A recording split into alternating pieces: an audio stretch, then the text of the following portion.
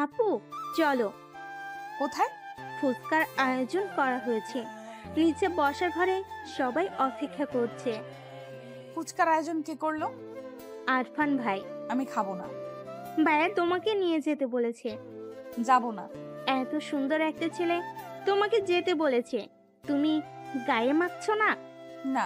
আরে চলো। তুই জানিনি, আমাকে জ্বালাস না। কেউ জিজ্ঞেস করলে বলবি আমার শরীর ভালো না। নিনিয়া চলে গেলে তিতির আগের মতো সোজা হয়ে শুয়ে চোখ বন্ধ করে রাখে। তার জন্য যে ফুচকার আয়োজন তা আর কেউ না বুঝলেও তিতির বেশ বুঝতে পারছে। তখন এমন করার কি দরকার ছিল, আর এখনই বা এমন গোষ্ঠী শুদ্ধ মানুষকে খাওয়ানোর কি আছে? আরফান আসলেই আজব মানুষ, ওনাকে তিতির একটুও বুঝতে পারে না। বৃষ্টির মাঝে ঝালঝাল ফুচকা সবাই বেশ উপভোগ করে খেলো। হাবিবা বেগম তিতিরের রুমে ফুচকা রেখে গিয়েছে। তিতির জানালা দিয়ে বাইরে তাকিয়ে আছে। ফুচকা খেতে ইচ্ছা করছে, কিন্তু আরফানের উপর রাগ হচ্ছে বিধায় খাচ্ছে না। উনি পরে যদি আবার খোঁচা দিয়ে কথা বলে। আরফান কালো গেঞ্জি পরে ঘাসের উপর দাঁড়িয়ে আছে। খালি পায়ে ঘাস লেগে পায়ে সুড়সুড়ি লাগছে। পুরুষ মানুষ হয়েও তার প্রচন্ড সুড়সুড়ি। অঝোর ধারার বৃষ্টি তাকে ভিজিয়ে দিচ্ছে। তার চোখে দৃষ্টি দোতলায় কোনার রুমের দিকে স্থির। মেয়েটার এত অভিমান, তার উপর এত অভিমান করা মানায়? সে কি একটু বোঝে না, নাকি আরফান বোঝাতে অক্ষম? যদি কখনোই কিছু না বোঝাতে পারে তো? আরফানের বুকে ব্যথাটা লুটোপুটি খায়। নিজের দিকে তাকিয়ে তিতির চমকে যায়। আরফান বৃষ্টিতে ভিজছে, তাও ক্ষণে ক্ষণে তার রুমের দিকে তাকাচ্ছে। সে উঠে বসে, ইশারায় আরফানকে বুঝায় কি সমস্যা। আরফান হাসে, সুন্দরতম হাসি দিয়ে অবুঝ বালিকাকে ঘায়াল করতে চায়। কিন্তু মেয়েটা কিচ্ছু বোঝে না। সে কি আসলে অবুঝ, নাকি অবুঝ হওয়ার নাটক করে? তিতির আরফানের নাম্বারে ফোন দেয়, আর আরফানকে হাত দিয়ে মোবাইলের ইশারা করে। আরফান বুঝতে পেরে সিঁড়িতে রাখা মোবাইলের দিকে এগিয়ে যায়। হ্যালো। আপনি ভিজতেছেন কেন? ইচ্ছে হলো। জ্বর আসবে। ডাক্তারদের জ্বর আসে না। কোথায় লেখা আছে? লেখা থাকতে হবে না, আমি বললেই গিনেস রেকর্ড হয়ে যাবে। কচু। ফুচকা খাসনি কেন? ভালো লাগেনি। অবুঝ বালিকা না বললেও আরফান ঠিকই বালিকার মনের সুপ্ত অভিমান বুঝে যায়। তাহলে আমার জ্বর আসুক, জ্বরে পুড়ে আমি মরে যাই, তাহলে তোর শান্তি। আমার ফুচকা খাওয়ার সাথে আপনার মরা বাঁচার কি সম্পর্ক? তুই একটা বলদ, এত সব বুঝবি না। হুম। তাহলে আমার মরা কনফার্ম। আমি তেমন কিছু বলিনি। বলা লাগবে না। তিতির সত্যি আরফানের এমন পাগলামো রাগা মাথায় কিছুই বুঝতে পারে না, কিন্তু এভাবে ভিজলে আসলে জ্বর আসবে। সে বলল, খাচ্ছি। আরফান কাপড়ে মোবাইল পেঁচিয়ে জানালার সামনে এসে দাঁড়ায়। তিতির ফুচকা খাচ্ছে। আরফান এক দৃষ্টিতে তিতিরের দিকে তাকিয়ে বলল, তুই কত মিষ্টি তা কি জানিন তিতির? মিষ্টি না ভাইয়া, ফুচকা অনেক ঝাল হয়েছে। আমি জানি না আমার কি হবে, আমি বোধহয় পাগল হয়ে যাব তিতির সোনা। বৃষ্টিতে তিতির কথাগুলো স্পষ্ট শুনল না, কিন্তু জানালা দিয়ে নিচে তাকে মিষ্টি করে একটি হাসি উপহার দিল। আরফান সেদিকে বিবশ চোখে তাকিয়ে থাকে। বুকের ভেতর অনুভূতিরা হুড়ুহুড়ি খায়। ইস, অনুভূতি এত ভয়ঙ্কর হতে পারে? বুকের যন্ত্রণা কি স্ট্রোকের সমস্যা, নাকি প্রেমের যন্ত্রণা? ইস, এই ব্যথার অবসান কোথায়? আরফানের বোন মারিয়া খুব ভালো ছাত্রী। মারিয়া আর তিতির একই ক্লাসে পড়ে, কিন্তু দুজনের চাল চলন পুরো উল্টো। মারিয়া আরফানের মতো মেধাবী, কিন্তু তিতির পুরো গাধা। তার মাথায় সে কিছুতেই লেখাপড়া ঢুকাতে পারে না। লেখাপড়া তার কাছে এত কঠিন লাগে, মনে হয় লেখাপড়া বাদ দিয়ে বিয়ে হয়ে যাওয়া অনেক ভালো। কিন্তু ভাগ্যক্রমে তার বিয়ের নামও তোলা হয় না। সে নাকি এখনো ছোট, কিন্তু তার ইচ্ছে করে বিয়ে করতে। সেটা কাকে বোঝাবে? সে একটু ছোট নেই, বেশ বড়ও হতে গিয়েছে। তিতিরের হাতে ধরে রাখা তথ্য যোগাযোগ প্রযুক্তি বই, ইন্টারনেটের বইটা তার কাছে এত কঠিন লাগে, মনে হয় এটা বই না, স্বয়ং ডাকাতের আস্তানা। মাঝে মাঝে পড়তে গেলে তার কান্না চলে আসে। কেঁদে দুনিয়া ভাসিয়ে ফেলতে ইচ্ছা করে, কিন্তু সে কাঁদে না। তার আব্বা তাকে বলেছে খুব পড়াশোনা করতে। মারিয়ার মতো ভালো নাম্বার পাওয়াই চাই। ঘড়ির কাঁটা রাত 10টায় গিয়ে টিকটিক করছে। তিতিরের হাতে আইসিটি বই, একটা জায়গায় সে সমাধান করতে পারছে না, অথচ এই পড়াটা কালকেই ক্লাসে দিতে হবে। বই হাতে নিয়ে অলস ভঙ্গিমায় উঠে দাঁড়ায়। ধীর পায়ে মারিয়ার রুমের দিকে যায়। মারিয়া পড়ছে। তিতিরকে দেখে বলল, কি? তিতির মারিয়ার সামনে বই রেখে ধপাস করে বিছানায় শুয়ে পড়ে। ভীষণ ক্লান্ত গলায় বলল, পড়াটা বুঝিয়ে দে। মারিয়া তিতিরের দিকে তাকিয়ে আছে। তিতিরকে দেখে মনে হচ্ছে সে রাজ্যের ক্লান্ত। পড়ালেখা করে দুনিয়া উদ্ধার করে ফেলেছে। সে বইয়ের দিকে তাকিয়ে বলল, এটা আমিও পারি না। কি বলিস? তুই পারিস না? অবাক করা কথাবার্তা। মারিয়া পারে, কিন্তু তিতিরকে বোঝানোর ঝামেলা আপাতত মাথায় নিতে পারছে না। সে বলল, অবাক হওয়ার কথা হবে কেন? সব পারতে হবে এমন কোনো কথা আছে নাকি? তা ঠিক, কিন্তু কালকে এই পড়া না পারলে কপালে শনি আছে। আমি ক্লাসে গিয়ে শিখে নেব। তোর মাথা ভালো বোন, তুই পারবি। আমি আগে থেকে বুঝে মনে রাখতে পারি না, আর ক্লাসে দেখলে পারবো? অসম্ভব। বুঝলাম। এই বই বের করেছে কোন শালায়? কি আবল তাবল লেখা, অসহ্য। পড়া তো সহজে, তুই পারিস না তাই বল। আমি পারি, কিন্তু বইটাই আমাকে বোঝাতে পারে না। কি করি এখন? উপায় একটা আছে। কি উপায়? ভাইয়ের কাছে যা, এক তুড়িতে মাথায় প্যারাকের মতো বসিয়ে দেবে। অসম্ভব, তোর ভাই আস্ত খবিস, দেখলেই মারে। তোর ভাই এই মাসুম জানের ভয় আছে। আচ্ছা, তাহলে কালকে স্যারের মার খাবি। ভাইয়া মারলে কেউ দেখবে না, কিন্তু স্যার পুরো ক্লাসের সামনে ইজ্জত দফা রফা করে দেবে। সেটাই ভালো হবে। তিতির ভেবে দেখে কথা ঠিক। সে আলগোছে উঠে দাঁড়ায়, বই হাতে নিয়ে আস্তে আস্তে তাহসানের রুমের সামনে যায়। তার ভাইয়া মাহমুদ যদি বাড়ি থাকতো তাহলে এই লম্বুর কাছে আসাই লাগতো না। তাই ভাই ম্যাজিশিয়ানের মতো তার সব সমস্যার সমাধান করে দিতে পারে, কিন্তু সমস্যা হচ্ছে আরফানের মতো মাহমুদ এত তাড়াতাড়ি বাড়ি আসে না। তিতি দরজা ঠেলে ভেতরে ঢুকে। আরফান রুমে নেই। বাথরুম থেকে পানি পড়ার শব্দ আসছে। তিতির বুঝে পায় না রাতে কেন গোসল করতে হবে, দিনে তো করে আবার রাতেও। এই ডাক্তারের মাথায় নির্ঘাত সমস্যা আছে। দেখা যাবে রুগীকে ওষুধ না দিয়ে প্রতিদিন 5 বার গোসলের তালিকা দিয়ে দিল। এই ডাক্তার দ্বারা কোনো কিছুই অস্বাভাবিক না। তিতির ডাকলো, ভাইয়া ভাইয়া, বের হতে কি টাইম লাগবে? কেন? আমার পড়া একটু সমস্যা, বুঝিয়ে দেন। তুই বস। তিতির আরফানের বিছানায় পা মুড়ে বসে আছে। আরফানকে ভালো না লাগলেও আরফানের রুমটা খুব ভালো লাগে, খুব গুছানো। আর রুমে আসলেই বেলি ফুলের সুভাষযুক্ত ফ্রেশনারের গ্রানে মনটা তরতাজা লাগে। তিতির বই খুলে বসে আনমনে বলল, পড়া থেকে বিয়ে করে সংসার করা খুব সহজ। এই ঘরের মানুষ যে কেন বোঝে না আমার দ্বারা পড়াশোনা হবে না, বিয়েই আমার জন্য ঠিক। আরফান বাথরুম থেকে বেরিয়ে তিতিরের কথাটা শুনতে পায়।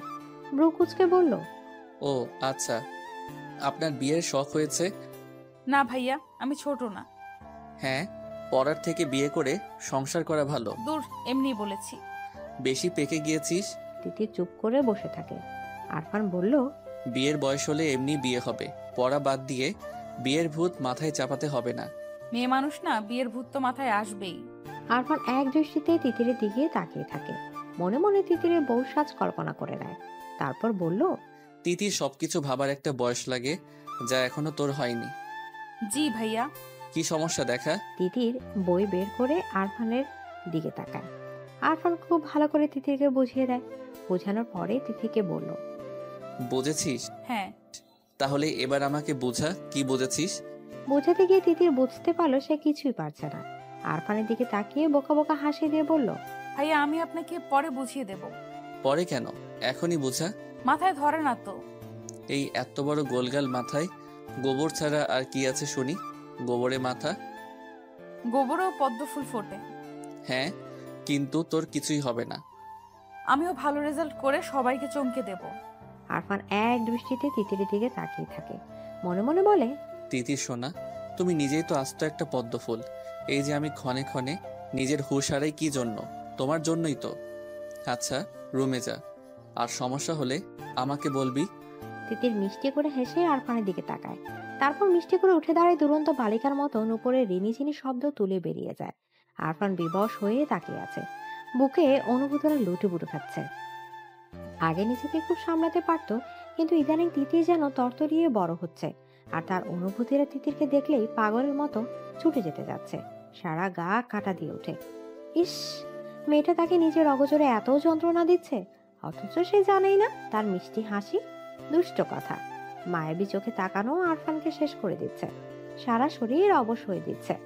আরফান বিছানায় শুয়ে পড়ে, চোখ বন্ধ করে নিজেকে বুঝায় তিতিটা এখনো বাচ্চা। আরো পরে আরো পরে, কিন্তু মন উল্টো তাকে বুঝতে পারে। আর পরে টরে হবে না, এখনই তাকে চায়, তার মিষ্টি সান্নিধ্য চায়।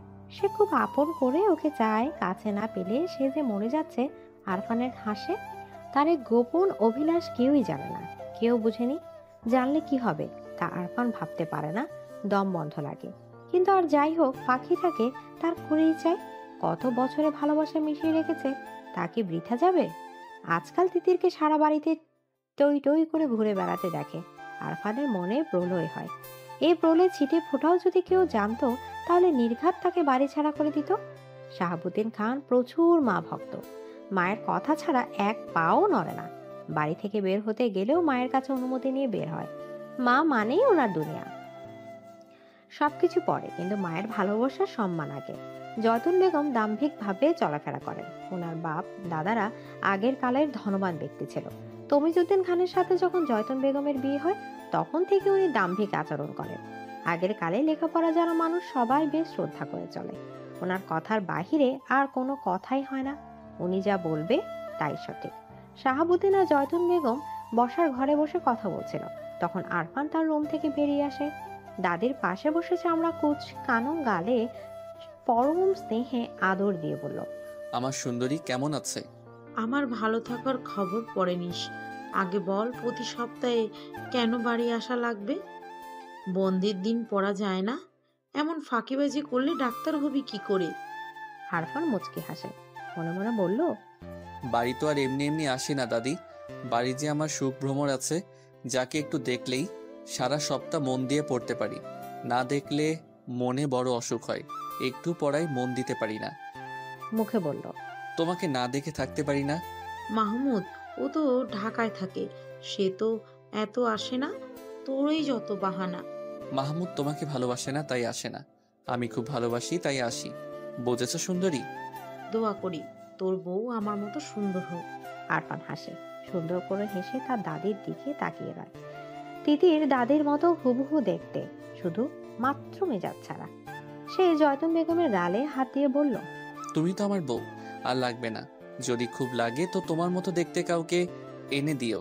জয়তুন বেগম তার কথা মতো ঘাটালেন না। উনিও হেসে বলল, আচ্ছা। এদিকে আরফানের আব্বা শাহাবুদ্দিন খান বৈঠক ঘরে বসে আছেন। সারা জীবন উনি গ্রামের সবার সাহায্য করে গিয়েছেন, কখনো কারো খারাপ করেননি। মানুষজন ওনাকে দেখলে ভক্তি ভরে তাকায়, সম্মানের সহিত কথা বলে। এটাই ওনাকে অনেক শান্তি দেয়। ওনার মনে হয় মানুষের সাহায্য করার মাঝে যে সুখ নিহিত আছে, তা অন্য কোনো কাজে নেই। তাই তো ব্যবসা বাণিজ্য সামলানোর পাশাপাশি সমানভাবে গ্রামের সবার ভালো মন্দ দেখেন। সাহায্য করা ওনাদের রক্তে মিশে আছে। আরফান ব্যাগ নিয়ে বেরিয়ে আসে। প্রত্যেক সপ্তাহে বাড়ি গিয়ে তার পড়ার আসলে সমস্যা হয়। রাজ্যকে পড়া শেষ করার লাগে, কিন্তু সেই বা কি করবে? মনকে তো বোঝাতে পারে না। মনটা আজকাল এত বেপরোয়া হয়ে গেছে যে আটকানো মুশকিল হয়ে যাচ্ছে। আরফান বাড়ি থেকে বেরোচ্ছে, কিন্তু কোথাও তিতিরে দেখা নেই। মেয়েটাকে না দেখে চলে যাবে? আরফান বুক পিঞ্জিরায় কেমন তোর ব্যথা ব্যথা অনুভূতি হয়। সবার থেকে বিদায় নেওয়ার পরও সে বারবার পেছনে ফিরে তাকাচ্ছে। সেই তাকানোতে ছিল মরিয়া হয়ে কাউকে খুঁজে নেয়া। শাহাবুদ্দিন খান বৈঠক ঘর থেকে ছেলেকে লক্ষ্য করেন। বারবার পেছনে ফিরে তাকানোটা ওনার চোখে লাগে। ছেলে এমন করে বারবার তাকাচ্ছে কেন? উনি গলা জোর লাগিয়ে আরফানকে ডাকলেন। বাবার ডাক শুনে আরফান সেদিকে এগিয়ে যায়। শাহাবুদ্দিন খান ছেলের দিকে তাকিয়ে থাকে। ছেলেটা যেন হঠাৎ করে বড় হয়ে গেল। এই তো বছর কয়েক আগেও কাঁধ নিয়ে হেঁটেছেন, অথচ এখন বসে দু কথা বলা হয় না। ছেলে মেয়ে বড় হবার সাথে সাথে কি বাবা মায়ের সাথে দূরত্ব বেড়ে যায়? শাহাবুদ্দিন অবশ্য ছেলের সাথে মেশার সর্বাত্মক চেষ্টা করেন। আরফান কাছে আসলে উনি বলল, তোমার লেখাপড়া কেমন চলছে আব্বু? ভালো। প্রতি সপ্তাহে বাড়িতে আসার কারণ কি? বাবার থেকে পাওয়া এমন প্রশ্নে আরফান থমকে যায়। জুৎসে উত্তর দিতে ভুলে যায়। মিথ্যা সাজিয়ে বলল, বাড়িতে আসলে ভালো লাগে, মন ফ্রেশ থাকে। বাড়িতে আসার চেয়ে লেখাপড়ায় মনোযোগ দেওয়া বেশি জরুরি না? জি। আমি চাই তুমি ভালো ডাক্তার হও আর আমাদের গ্রামের হসপিটালে বসো। জি বাবা। আচ্ছা যাও, বাড়িতে কম আসলেই ভালো হবে। আরফান হেঁটে বাগান পেরিয়ে যায়। গেটের কাছে গিয়ে চোখ পাকিয়ে নিনিয়ার দিকে তাকায়। সে আসলে এই মেয়েকে বুঝতে পারে না। আজব এক মেয়ে, এত ছোট, অথচ আরফানের ধারণা এই মেয়ের হাড়ে হাড়ে শয়তানি। এই যে এখন পথে দাঁড়িয়ে হাসি মুখে তার জন্য দাঁড়িয়ে আছে, এসব কেন করে? আরফান বেশ বুঝে, নিজে যেমন আরেকজনের জন্য চাতক পাখির মতো অপেক্ষা করে থাকে, তাকে দেখার জন্য ব্যাকুল হয় নিনিয়ার মাঝে। সে এসব দেখতে পায়। আরফান বিরক্ত। দাদির আদরে নাতনি বলে কিছু বলতেও পারে না। সে হেঁটেই চলে যায়। নিনিও তার পায়ের সাথে পা মিলিয়ে হাঁটে। আরফান না বুঝার ভান করে বলল, কই যাবি? কোথাও না। বাড়ি যা। মিনিয়া হেসে চলে যায়। মন মনে ভাবে ভবিষ্যতে আরফানই তার হাজবেন্ড হবে। এখন পাত্তা না দিয়ে লাভ নাই। সুফিয়া খানম সারা জীবন আরাম আয়েশ করে দিন পার করে দিয়েছে। বিয়ের পরে কখনো স্বামীর বাড়িতে গিয়ে থাকেননি। বাবার বাড়িতে রাজ রানীর মতো জীবন কাটিয়েছে। তার মায়ের ওপর কথা বলার সাধ্যি কারণে উনি যেমন বলবে তেমন হবে। দুই ভাইয়ের বউ কখনো শাশুড়ির উপরে কথা বলে না। বড় বোন হিসেবে দুই ভাই আর ভাইয়ের বউরা বেশ মান্য করে চলে। আজকাল ওনারা মনে হয় এক সুপ্ত বাসনা জন্মেছে। মেয়েকে দূরে বিয়ে দেওয়ার চেয়ে আপন মানুষের কাছে বিয়ে দিয়ে এই বাড়িতে রাখতে পারলে মন্দ হয় না। সুফিয়া খানম নিজের মতো পরিকল্পনা করে রেখেছেন। সময় মতো তা বাস্তবায়ন করতে পিছুপা হবেন না। তিতির প্রাইভেট পড়ে বাড়ি ফিরছিল। আর মনে গুনগুন করে গান গাইছে। হঠাৎ রাকিব নামের ছেলেটা তার পথ আটকে দাঁড়ায়। তিতির থমথমে মুখে বলল, পথ আটকেছিস কেন? তোকে কিছু বলার আছে। তিতির আন্দাজ করে নেয় রাকিব নামের ছেলেটা কি বলতে চায়। ক্লাসমেট হিসেবে এতদিন তিতির এইটুকু বুঝতে পেরেছে যে রাকিব আসলে তাকে পছন্দ করে, কিন্তু সাহস করে আগাতে পারছে না। তিতির কিছু কটু কথা বলার জন্য মুখ খুলবে, ঠিক তখনই দেখে আরফান সিএনজিতে করে যাচ্ছে। রাস্তার তিতিরকে কোনো ছেলের সাথে কথা বলতে দেখে তার ভ্রু কুঁচকে যায়। আরফানকে দেখে তিতির তার মুখের কথা টুপ করে গিলে নেয়। কটু কথা বলার পরিবর্তে মুখে ফুটে ওঠে মিষ্টি হাসি। চোখের তারায় খেলে যায় এক আকাশ পরিমাণ উৎসাহ। আরফানের হাত মুষ্টিবদ্ধ হয়। চলন্ত গাড়ি থেকেই তিতিরের দিকে স্থির দৃষ্টিতে তাকিয়ে থাকে। তিতিরের পাশে দিয়ে শো শো গতিতে গাড়িটা চলে যাওয়ার পরে তিতির রাকিবকে বলল, শোন, তুই যা ভাবিস তা ভুলে যা। আমার ভাইয়া শুনলে তো হাত পা ভেঙে দিবে। হাত পা ভাঙবে কেন? আমরা কি ফেলানো নাকি? তাদের সাথে আত্মীয়তা করার রহম আমাদেরও আছে। তা হয়তো আছে, কিন্তু আফরান ভাইকে চিনিস? ওনার মা সামলানোর ক্ষমতা নেই। তুই ওনার ভয়ে প্রেম করবি না। তিতির অন্যমনস্ক হয়ে ভাবে, তাই তো উনি কে যে ওনাকে ভয় করে চলতে হবে। তার যেভাবে ইচ্ছে সেভাবে চলবে। কিন্তু পরক্ষণে মনে পড়ে আরফান ভাই জানতে পারলে তাকে ভয়ানক সব শাস্তি দেবে। কিছুক্ষণ আগে যেটুকু দেখেছে তাতে তো অবস্থা বেগতিক হবে। তিতির আর কিছু না বলে হন হন করে বাড়ির উদ্দেশ্যে চলে যায়। বাড়িতে যাওয়ার পরে তিতির ঘুমিয়ে যায়। আরফান বাড়িতে নেই, মানে বিন্দাস জীবন। এই সন্ধ্যায় কুম্ভকর্ণের মতো ঘুমায়। আরামে ঘুমানোর এক ফাঁকে তার মনে হলো কেউ তার রুমে ঢুকেছে। বিছানার পাশে দাঁড়িয়ে আছে। তিতির চোখ খুলে তাকায়। বিছানার পাশে আরফানকে দাঁড়িয়ে থাকতে দেখে সে লাফিয়ে ওঠে। ঝটপট বলল, আপনি জাননি? না। তিতির ভেবেছে আরফান আজকে যা দেখেছে আবার ঢাকা থেকে বাড়ি ফিরতে আসতে সব ভুলে যাবে। কিন্তু এই বান্দা যে আজকেই ফিরে এসেছে, কিন্তু কেন? তিতির ভ্রু কুঁচকে বলল, কেন? এই কাপড়গুলো ধুয়ে দে। আমাকে দিয়ে কাপড় ধোয়ানোর জন্য আপনি ফিরে এসেছেন? ধুয়ে দিবি কিনা বল। না, জীবনেও না। আমি কি আপনার চাকর নাকি? না, তুই আমার চাকর না, কিন্তু না ধুলে চাচুর কাছে এমন প্যাচ লাগাবো যে বাড়ি থেকে বেরোনো বন্ধ হয়ে যাবে। রাস্তায় ছেলেদের সাথে কথা বলা না। তিতির থমথমে মুখে ওনার দিকে তাকিয়ে আছে। আরফান যেমন হুমকি দেবে তা জানা ছিল না। এতগুলো কাপড়ের দিকে তাকিয়ে তিতির বলল, কাপড় ধুয়ে দিলে? কিছু বলবো না। তিতির থমথমে মুখে কাপড় হাতে তুলে নেয়। জীবনে অশান্তি আনার জন্য এই একজনই যথেষ্ট। আরফানের দিকে রক্তচক্ষু নিক্ষেপ করে চলে যায়। আরফান তিতির বিছানায় শুয়ে পড়ে। ছাদের দিকে দৃষ্টি নিবন্ধ করে বলে, আমাকে ছাড়া অন্য কারোর সাথে কথা বলতে দেখলেও আমার সহ্য হয় না মেয়ে। আর তুমি কিনা হেসে হেসে কথা বলার সাহস করো। তুমি নিজেও জানো না আমি কত উন্মাদ হতে পারি। এত বছর ধরে সযত্নে লালন করা ভালোবাসা জমিয়ে রেখেছি কার জন্য? আমি যেমন পাগল হয়েছি তোমাকেও এমন পাগল বানাবো। আরফান দীর্ঘশ্বাস ছাড়ে। আজকাল ঢাকায় চলে গেলে এত চিন্তা হয়, অথচ তার এই চিন্তার কারণ মেয়েটা বুঝেই না। ইস, তার তিতিটা এত বোকা, একটুও বুঝে না। জানালার গ্রিলে মাথা ঠেকে দূরের গাছপালার দিকে বেখেয়ালি দৃষ্টি মেলে মরিয়া তাকিয়ে আছে। সে গাছপালা দেখছে নাকি কি দেখছে তাও ও দৃষ্টি থেকে বোধগম্য হচ্ছে না, কেননা তার চোখের ভাষা যে বড়ই শূন্য। মুখে আকাশ পরিমাণ ব্যথার ছাপ স্পষ্ট। না পাওয়ার হাহাকারে হৃদয় দগ্ধ। দুটো হলুদ পাখি একটা ডালে বসে আছে। একটা পাখি আরেকটা পাখির কাছে ঠোঁট নিয়ে কিচির মিচির করাতে পাখিটা উড়ে যায়। সাথের পাখিরও পিছু পিছু যায়। এই দৃশ্যটা দেখে মরিয়া দীর্ঘশ্বাস ফেলে। পাখিটা তো তার ডানার সাহায্যে উঠতে যেতে পারলো, কিন্তু সে উঠবে কিভাবে? তার যে যোগাযোগের সব রাস্তাই বন্ধ। এই যে কোনো কথা না, যোগাযোগ না, একলা একা দিন কাটাচ্ছে। তার কেমন লাগে তা কি নিষ্ঠুর মনে পুরুষ জানে? সবার কাছে শান্তবাদী পাওয়া মেয়েটা দরজা আটকে মুখে হাত চেপে কাঁদে। এর অবসান কোথায় তা কি মাহমুদ জানে? মারিয়া দীর্ঘশ্বাস ছাড়ে। মাহমুদ তার চাচার বড় ছেলে, বর্তমানে ঢাকায় ইঞ্জিনিয়ারিং এ পড়ছে। মারিয়া ছোটবেলায় মাহমুদকে আরফানের মতোই ভাই হিসেবে মানত, কিন্তু বড় হওয়ার পর বুঝতে পারে সে মাহমুদকে ভাই হিসেবে মানতেই পারছে না। মাহমুদকে ঘিরে হাজারো স্বপ্ন মনের গোপন কুঠুরিতে ডানা ঝাপটায়। মাহমুদকে দেখলে ঘুমিয়ে থাকা মনের রঙিন প্রজাপতির ঝাঁক উড়াউড়ি করে। আশেপাশে থাকলে অসহ্য সুখে পাগল পাগল লাগে। ভীষণ ভয়ঙ্কর বেপরোয়া ইচ্ছায় হৃদয় ক্ষণে ক্ষণে কেঁপে ওঠে। একসময় মারিয়া আবিষ্কার করে সে প্রেমে পড়েছে। হাত পা ভেঙে যাচ্ছে তাই ভাবে মাহমুদকে নিজের মনে সবটা দিয়ে ফেলেছে। মাহমুদকে ভেবে দিন রাত কাটাচ্ছে। মাহমুদ বিচক্ষণ ছেলে।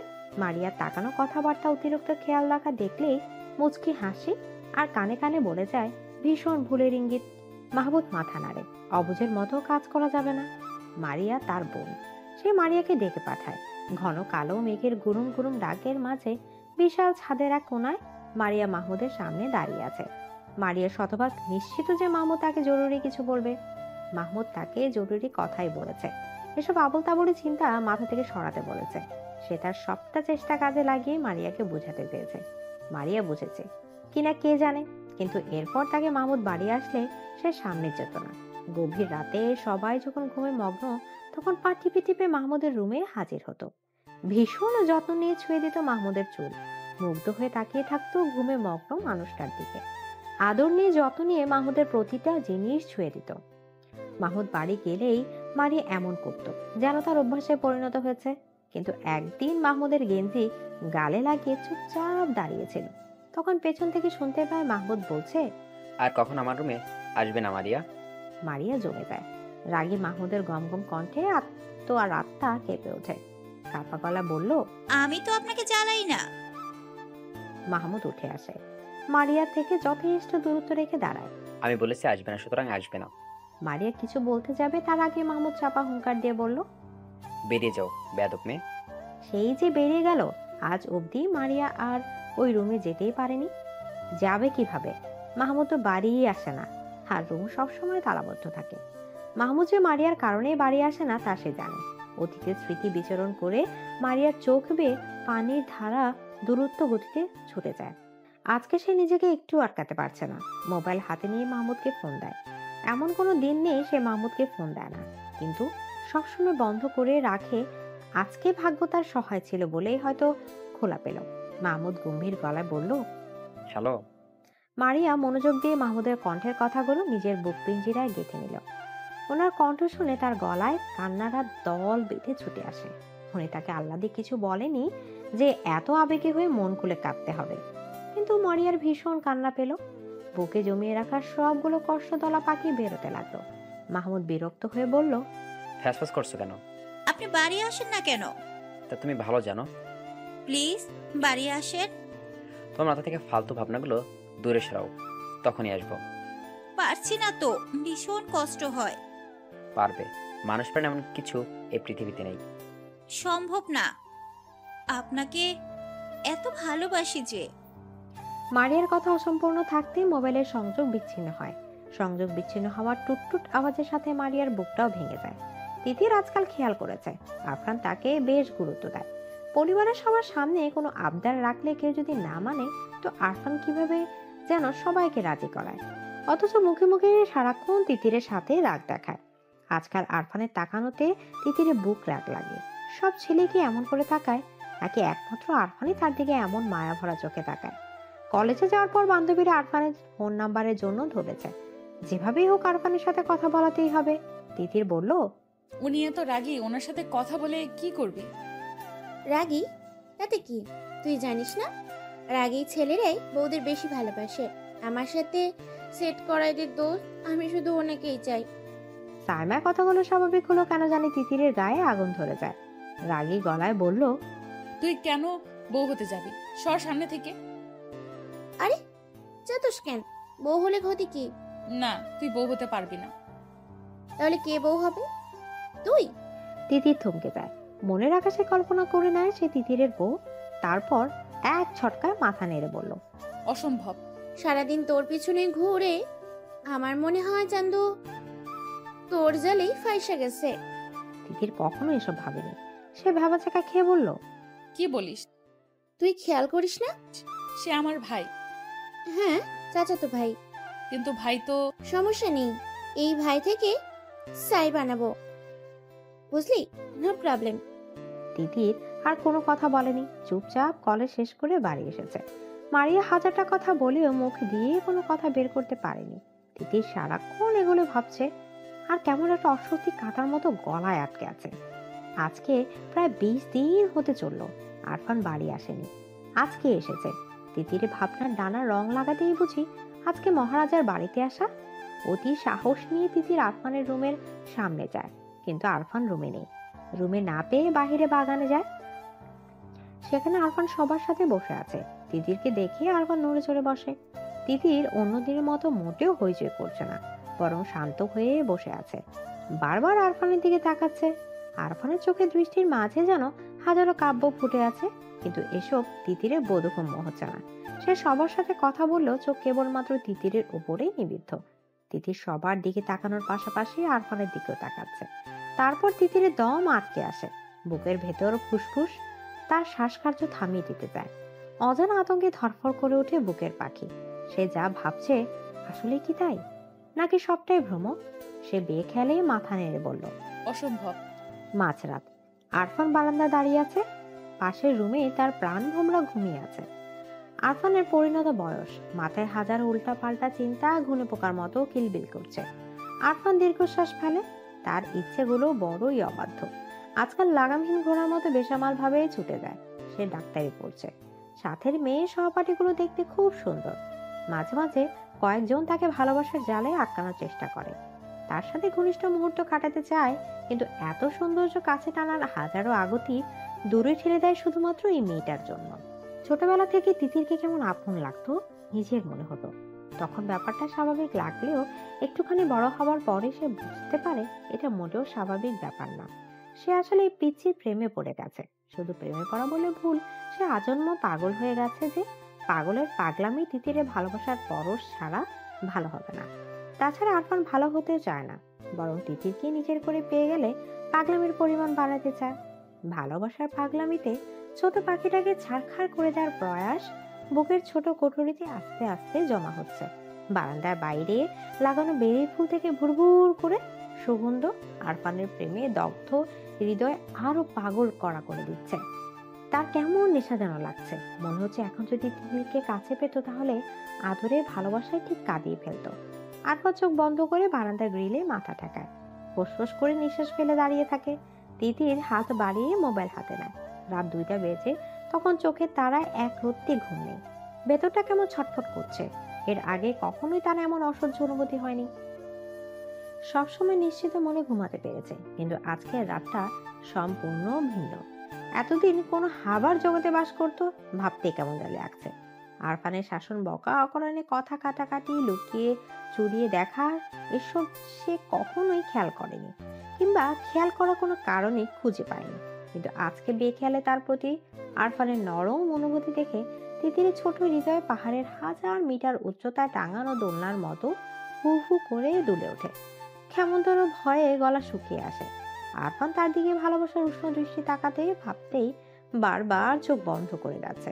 এটি কি লজ্জা, নাকি ভয়, নাকি সংশয়, তা সে জানে না। শুধুমাত্র এটা জানে এখন তাকে আরফানের থেকে লুকিয়ে বাঁচতে হবে, না লুকালে আরফান তাকে শেষ করে দেবে। হাজারো চিন্তার অবসান ঘটিয়ে ভোরের দিকে তিতির ঘুমিয়ে যায়। এরপর মাস চলে যায়। আরফান বাড়ি আসলে তিতির আরফানের সামনে যায় না, এক প্রকার লুকিয়ে বাঁচে। যদি সামনে পড়ে যায় আস্তে করে পাশ কাটিয়ে চলে যায়। তিতিরের উপেক্ষা আরফানের চোখে লাগে। আগে বাড়িতে আসলে তিতিরে হইচই শোনা যেত, আর এখন এমন নিষ্প্রাণ হয়ে থাকে কেন, এটাই সে বুঝে আসে না। মেয়েটার হঠাৎ এই পরিবর্তন বাড়ির সবাই যেন দেখছেই না, কেননা সবাই বেশ স্বাভাবিক। আরফানের মনে হয় তিতির সবাইকে না, বরং শুধুমাত্র তাকে উপেক্ষা করছে। তিতিরের এমন ব্যবহার তাকে মানসিক অশান্তি দিচ্ছে। বাড়িতে যে সুখটুকুর জন্য আসা হতো তা যেন দুঃখে রূপে প্রকাশ পাচ্ছে। রাতের খাবার খাওয়ার জন্য সবাই যখন টেবিলে বসেছে, তখন তিতির চুপচাপ নিজের খাবার গলাধিকরণ করতে ব্যস্ত। পাশের একজোড়া গাঢ় চোখ যে তাকিয়ে দেখছে সে ব্যাপারে অজ্ঞ হলেও না বোঝার ভান করে জলদি নিজের খাবার খেয়ে যাচ্ছে, যেন টেবিল থেকে যেতে পারলেই সে বাঁচে। আরফান আর চোখে সবটাই পর্যবেক্ষণ করে ভয় নিশানা খামচে ধরে পড়ে যায়। তার হওয়া পাখি কি অন্য কেউ দখল করে নিল? তা না হলে একটা মেয়ে এত দ্রুত কিভাবে পাল্টে যাবে? সে শুনেছে মেয়েরা প্রেমে পড়লে নাকি পরিবারকে সময় দিতে চায় না, সারাদিন বদ্ধ রুমে থাকতে পছন্দ করে। সবাই খাবার খেয়ে যে যার রুমে চলে যাওয়ার পর আরফান ছাদে যায়, মোবাইল বের করে তিতিরকে ফোন দেয়। আজকে এর সমাধান বের করবেই। তাকে এত উপেক্ষা কেন? মেয়েটা কি তাকে বাঁচতে দেবে না? এভাবে কি বাঁচা যায় নাকি? আজকে এর একটা ভিত করতেই হবে। আরফানের ফোন পেয়ে তিতিরের শ্বাস বন্ধ হয়ে যায়। গত 1 মাস ধরে মনের গোপন ঘরে জন্ম হওয়া ভাবনাটা বেশ যাচাই বাছাই করা হয়েছে, কিন্তু প্রতিবারই পজিটিভ রিভিউ পেয়ে ভয়ে আরো কুঁকড়ে গিয়েছে। আবার নিজেকে এটাও বুঝিয়েছে যে সব মনের ভুল। চাচাতো ভাই বোন হয়, তারা তাকাতেই পারে, এতে ক্ষতি কি? হয়তো তার আবেগপ্রবণ মন বেশি চিন্তা করে ফেলেছে। 1 মাস যাবৎ সে আরফানকে উপেক্ষা করেছে, যদিও আরফান মুখে কিছু বলেনি, কিন্তু তার সুচালো দৃষ্টি তিতির ঠিকই দেখেছে। তারপরও সে আগের মতো স্বাভাবিক হতে পারেনি। আরফানের কথা ভাবতে ভাবতে তিতিরের মনেও হাজারো দুষ্ট চিন্তা এলোমেলো ঘুরে যায়। লজ্জায় কাঁপিয়ে দিয়ে যায় তিতিরের ছোট দেহ। তিতির আবারও ফোনের মৃদু রিনিঝিনি শব্দে চমকে ওঠে। আরফান এনে 15 বার ফোন দিল, কিন্তু একটা বারও তিতির ফোন ওঠায়নি। সে ফোন যেমন উঠাবে না, তেমন আরফানও যেন ফোন দেওয়া বন্ধ করবে না। অগত্যা নিরুপায় হয়ে তিতির ফোনটা রিসিভ করে তার কানের সাথে লাগিয়ে নেয়। উপাস থেকে ঘন গলায় এক পুরুষালী কণ্ঠ কেমন মায়াময় আবেগ মিশিয়ে ডাকে, তিতির। আরফানের এমন নেশামাখা ঘন গলার স্বর তিতিরের আগে কখনো শোনার ভাগ্য হয়নি, অথবা এমন করে শোনেনি। আজকে আরফানের গলার স্বর শুনে তিতির কেমন কেঁপে ওঠে। বুকের হৃৎপিণ্ড ধিম ধিম করে তার গতিবেগ বাড়িয়ে দেয়। মুহূর্তে গলার থেকে বুড়ো মুখ শুকিয়ে কাঠ হয়ে যায়।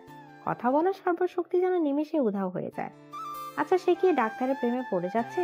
নিজের আবোল তাবোল চিন্তায় নিজেই মূর্ছা যায়। হুঁশ ফিরে আরফানের কথায়, আমার কথা শুনতে পাচ্ছিস? হ্যালো তিতির। জি ভাইয়া বলুন। কি করছিস? পড়ছি। এত রাতে পড়ছিস? সামনে পরীক্ষা তো, তাই। ভালো মেয়ে হয়ে গেছিস। আরফানের কথায় তিতির কি প্রতি উত্তর দেবে ভেবে পেল না। সে বলল, হ্যাঁ আচ্ছা তাহলে রাখি। না, ছাদে আয় তো। এত রাতে? হ্যাঁ, কোনো সমস্যা?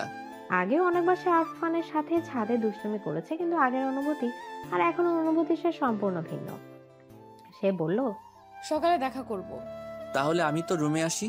না না। তাড়াতাড়ি আয় তিতির। কেন ভাইয়া? আমি খুব অসুস্থ তাই। তাহলে কি বড় মাকে জাগাবো? তোকে এত পাকরামি করতে বলেছে কে? তুই আয় কুইক। তিতির কিছু বলার আগেই ফোনের সংযোগ বিচ্ছিন্ন হয়। তিতির ধীর পায়ে ছাদের দিকে যায়। সিঁড়িকোঠে জ্বালানো ছোট লাইটের আলো ছাদের নিকষ কালো অন্ধকার দূর করে দিয়েছে। সে আলোয় তিতির ছাদের এক কোণে আরফানকে আবিষ্কার করে। আলতো পায়ে এগিয়ে যায় সেদিকে। তিতিরের উপস্থিত টের পেয়ে আরফান তিতিরের দিকে ফিরে তাকায়। নিশ্চুপ হয়ে কিছুক্ষণ সামনে দাঁড়ানো রমণীকে পর্যবেক্ষণ করে।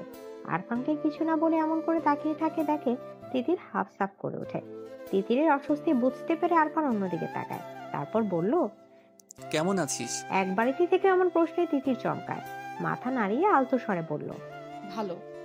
আরফানের মনে হলো এবার অনুভূতি প্রকাশের সময় এসেছে। আর কত এই পাথরের মতো গভীর ভালোবাসা একা একাই বয়ে বেড়াবে? সে সোজা সাপটা প্রশ্ন করলো, এমন ব্যবহার করার মানে কি? তিতির যা ভয় পাচ্ছিল ঠিক তাই। আরফান আর ভাবনা অনুযায়ী এগোচ্ছে। সে না বোঝার ভান করে বলল, কি ব্যবহার? আরফান অন্ধকার থেকে চোখ সরিয়ে তিতিরের দিকে তাকায়। তাকে তাকাতে দেখে তিতির অন্যদিকে তাকিয়ে নেয়। তুই বুঝিস না? কি বুঝবো?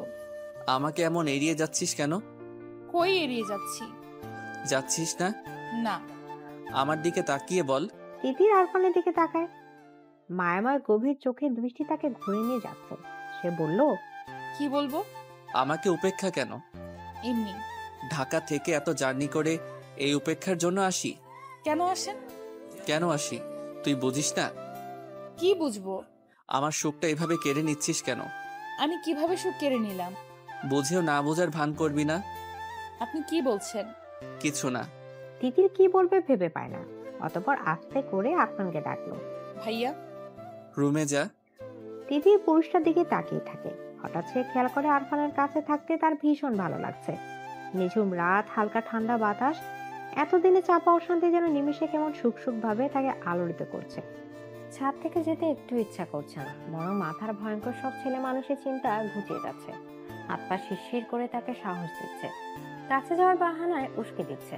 কিন্তু পুরুষটি যে নিজেই তাকে চলে যাওয়ার জন্য বলেছে, সেখানে সে থাকবে কিভাবে? তিতির আস্তে করে বলল, চলে যাব। তিতিরের কণ্ঠে আরফান তিতিরের দিকে তাকায়। এমন অশান্ত অগোছালো আরফানকে তিতির চিনেই না।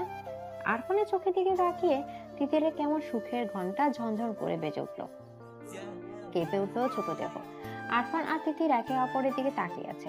আরফান কিছু বলার আগে তিতির চলে যেতে চায়। ভয়ঙ্কর কিছুর আশঙ্কা তাকে দোলা দিচ্ছে, কিন্তু পা দুটো বড় সর্বনাশ, একদম নড়তে যাচ্ছে না।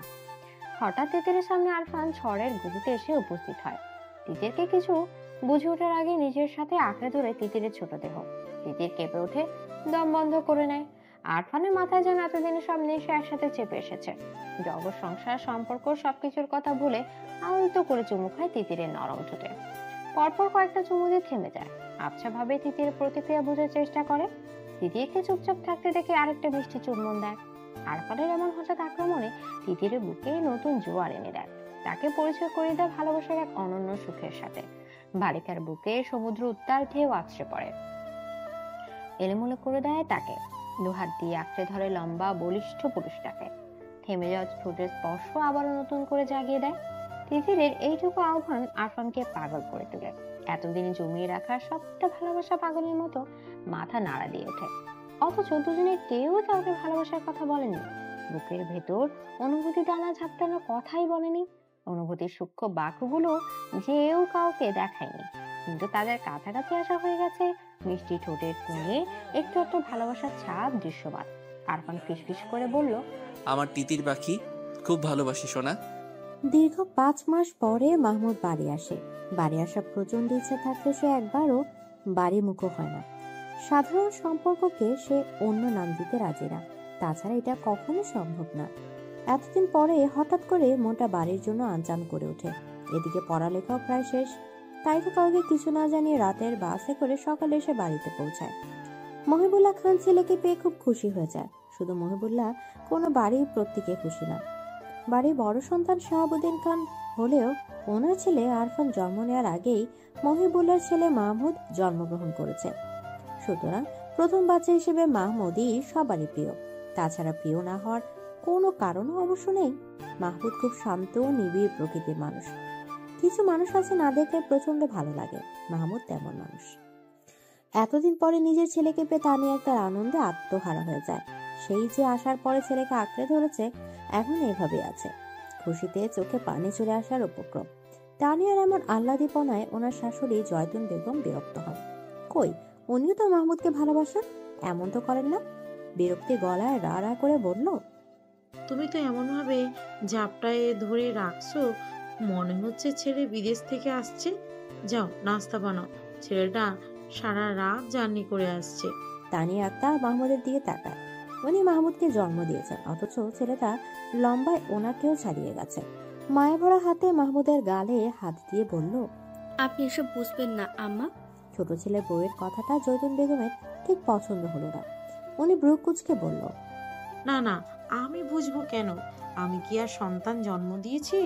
সন্তান তো শুধুমাত্র তোমরাই জন্ম দিয়েছো, যত সব ঢং।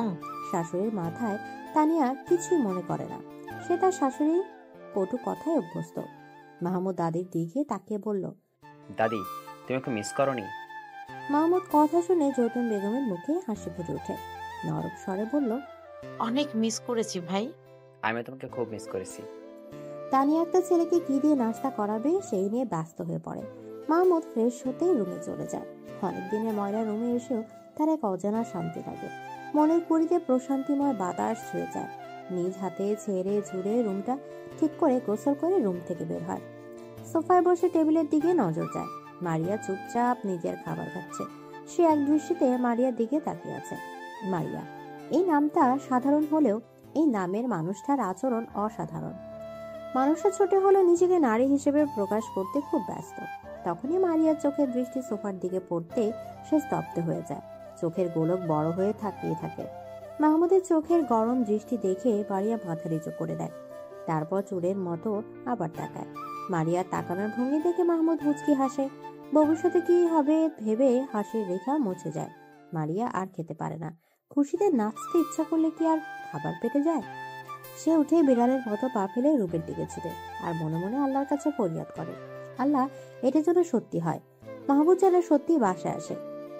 এমন স্বপ্ন সে দেখতে চায় না। মারিয়া রুমে এসে আয়নায় নিজেকে দেখে। চেহারাটা দেখতে খুব মলিন আর রুক্ষ লাগছে।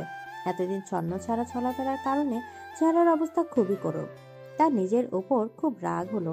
আর একটু সুন্দর করে থাকলে তো এই ফকিনের মতো চেহারা নিয়ে মাহমুদের সামনে পড়তে হতো না। সে আলমারি খুলে নতুন জামা বের করে বাথরুমে যায়। আজকে খুব পরিপাটি হয়ে থাকা চাই। সারা রাত কেঁদে তিতিরের ফর্সা গাল লাল টকটকে হয়ে আছে। চোখের অবস্থা আরো করুণ, অস্বাভাবিক ভাবে ফুলে উঠেছে। কিন্তু সকাল হয়ে গিয়েছে যে এবার তো রূপ থেকে বেরোতে হবে। ইতিমধ্যে তানিয়া আক্তার কয়েকবার ডেকে গিয়েছে। তিতির বাথরুমে গিয়ে মুখে বেশি করে পানির ছাপটা দেয়। আয়নায় নিজের দিকে তাকিয়ে চোখের পর্দায় ভেসে ওঠে রাতের মুহূর্তটুকু। ইচ্ছাই হোক আর অনিচ্ছাই হোক, হঠাৎ করে যাওয়া কাজটায় দুজনেই বিব্রত হয়। আরফান তিতিরের দিকে তাকিয়ে কিছু বলবে, তার আগে তিতির এক অভাবনীয় কাজ করে ফেলে। রাগে দুঃখে ঠাস করে আরফানকে এক থাপ্পড় দিয়ে সরিয়ে দেয়। ভালোবাসার কথা না বলে এমন করে ছুঁয়ে দেওয়ার সাহস হলো কি করে? অথচ ভুলে গেল আরফানের স্পর্শে সে নিজেও সাড়া দিয়েছিল। তাই তো আরফান গভীরভাবে ছুঁয়েছে।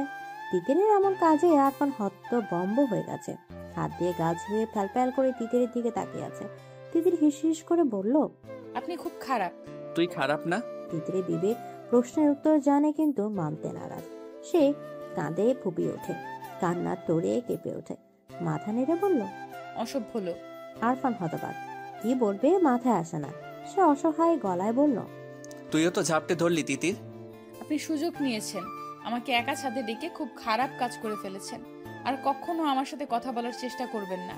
যদি কোনো রকম চেষ্টা করেন তো আমি বড় আব্বুকে বলে দিব। কান্নারত অবস্থায় তিতির নিচে চলে যায়। ছাদের পরিবেশ ততক্ষণে থমথমে রূপ ধারণ করেছে। ঠান্ডা ঝিরিঝিরি বাতাস স্তব্ধ আরফানকে বিবেকের চরম দংশনে রেখে তিতির পালিয়ে যায়, রেখে যায় আরফানকে। ফজরের আজানের পর আরফান ব্যাগ হাতে রুম থেকে বেরোয়। মায়ের কাছে বিদায় নিয়ে ঢাকার উদ্দেশ্যে নিয়ে বেরিয়ে পড়ে। এত সকালে কেন যাচ্ছে এই নিয়ে হাজারো প্রশ্ন করে সালমা বেগম। আরফান জানায়, তার জরুরি কাজ পড়ে গিয়েছে, তা গেলে হবে না, তাই এত সকালে যাওয়া। সালমা বেগম আর এত ঘাটালেন না। আরফান ওরণচটির স্বভাবে, তাই তার কাছে কোনো সন্দেহ ইলিশ মাত্র রইল না। সারা রাস্তা আরফানের মুখ থমথম হয়েছিল। কখন যেন চোখ জ্বালা করতে করতে লাল টকটকে হয়ে গিয়েছে। সে কি আসলে সুযোগ নিয়েছে? আর তিতির যে তাকে আঁকড়ে ধরে আরো কাছে টানলো সেটা।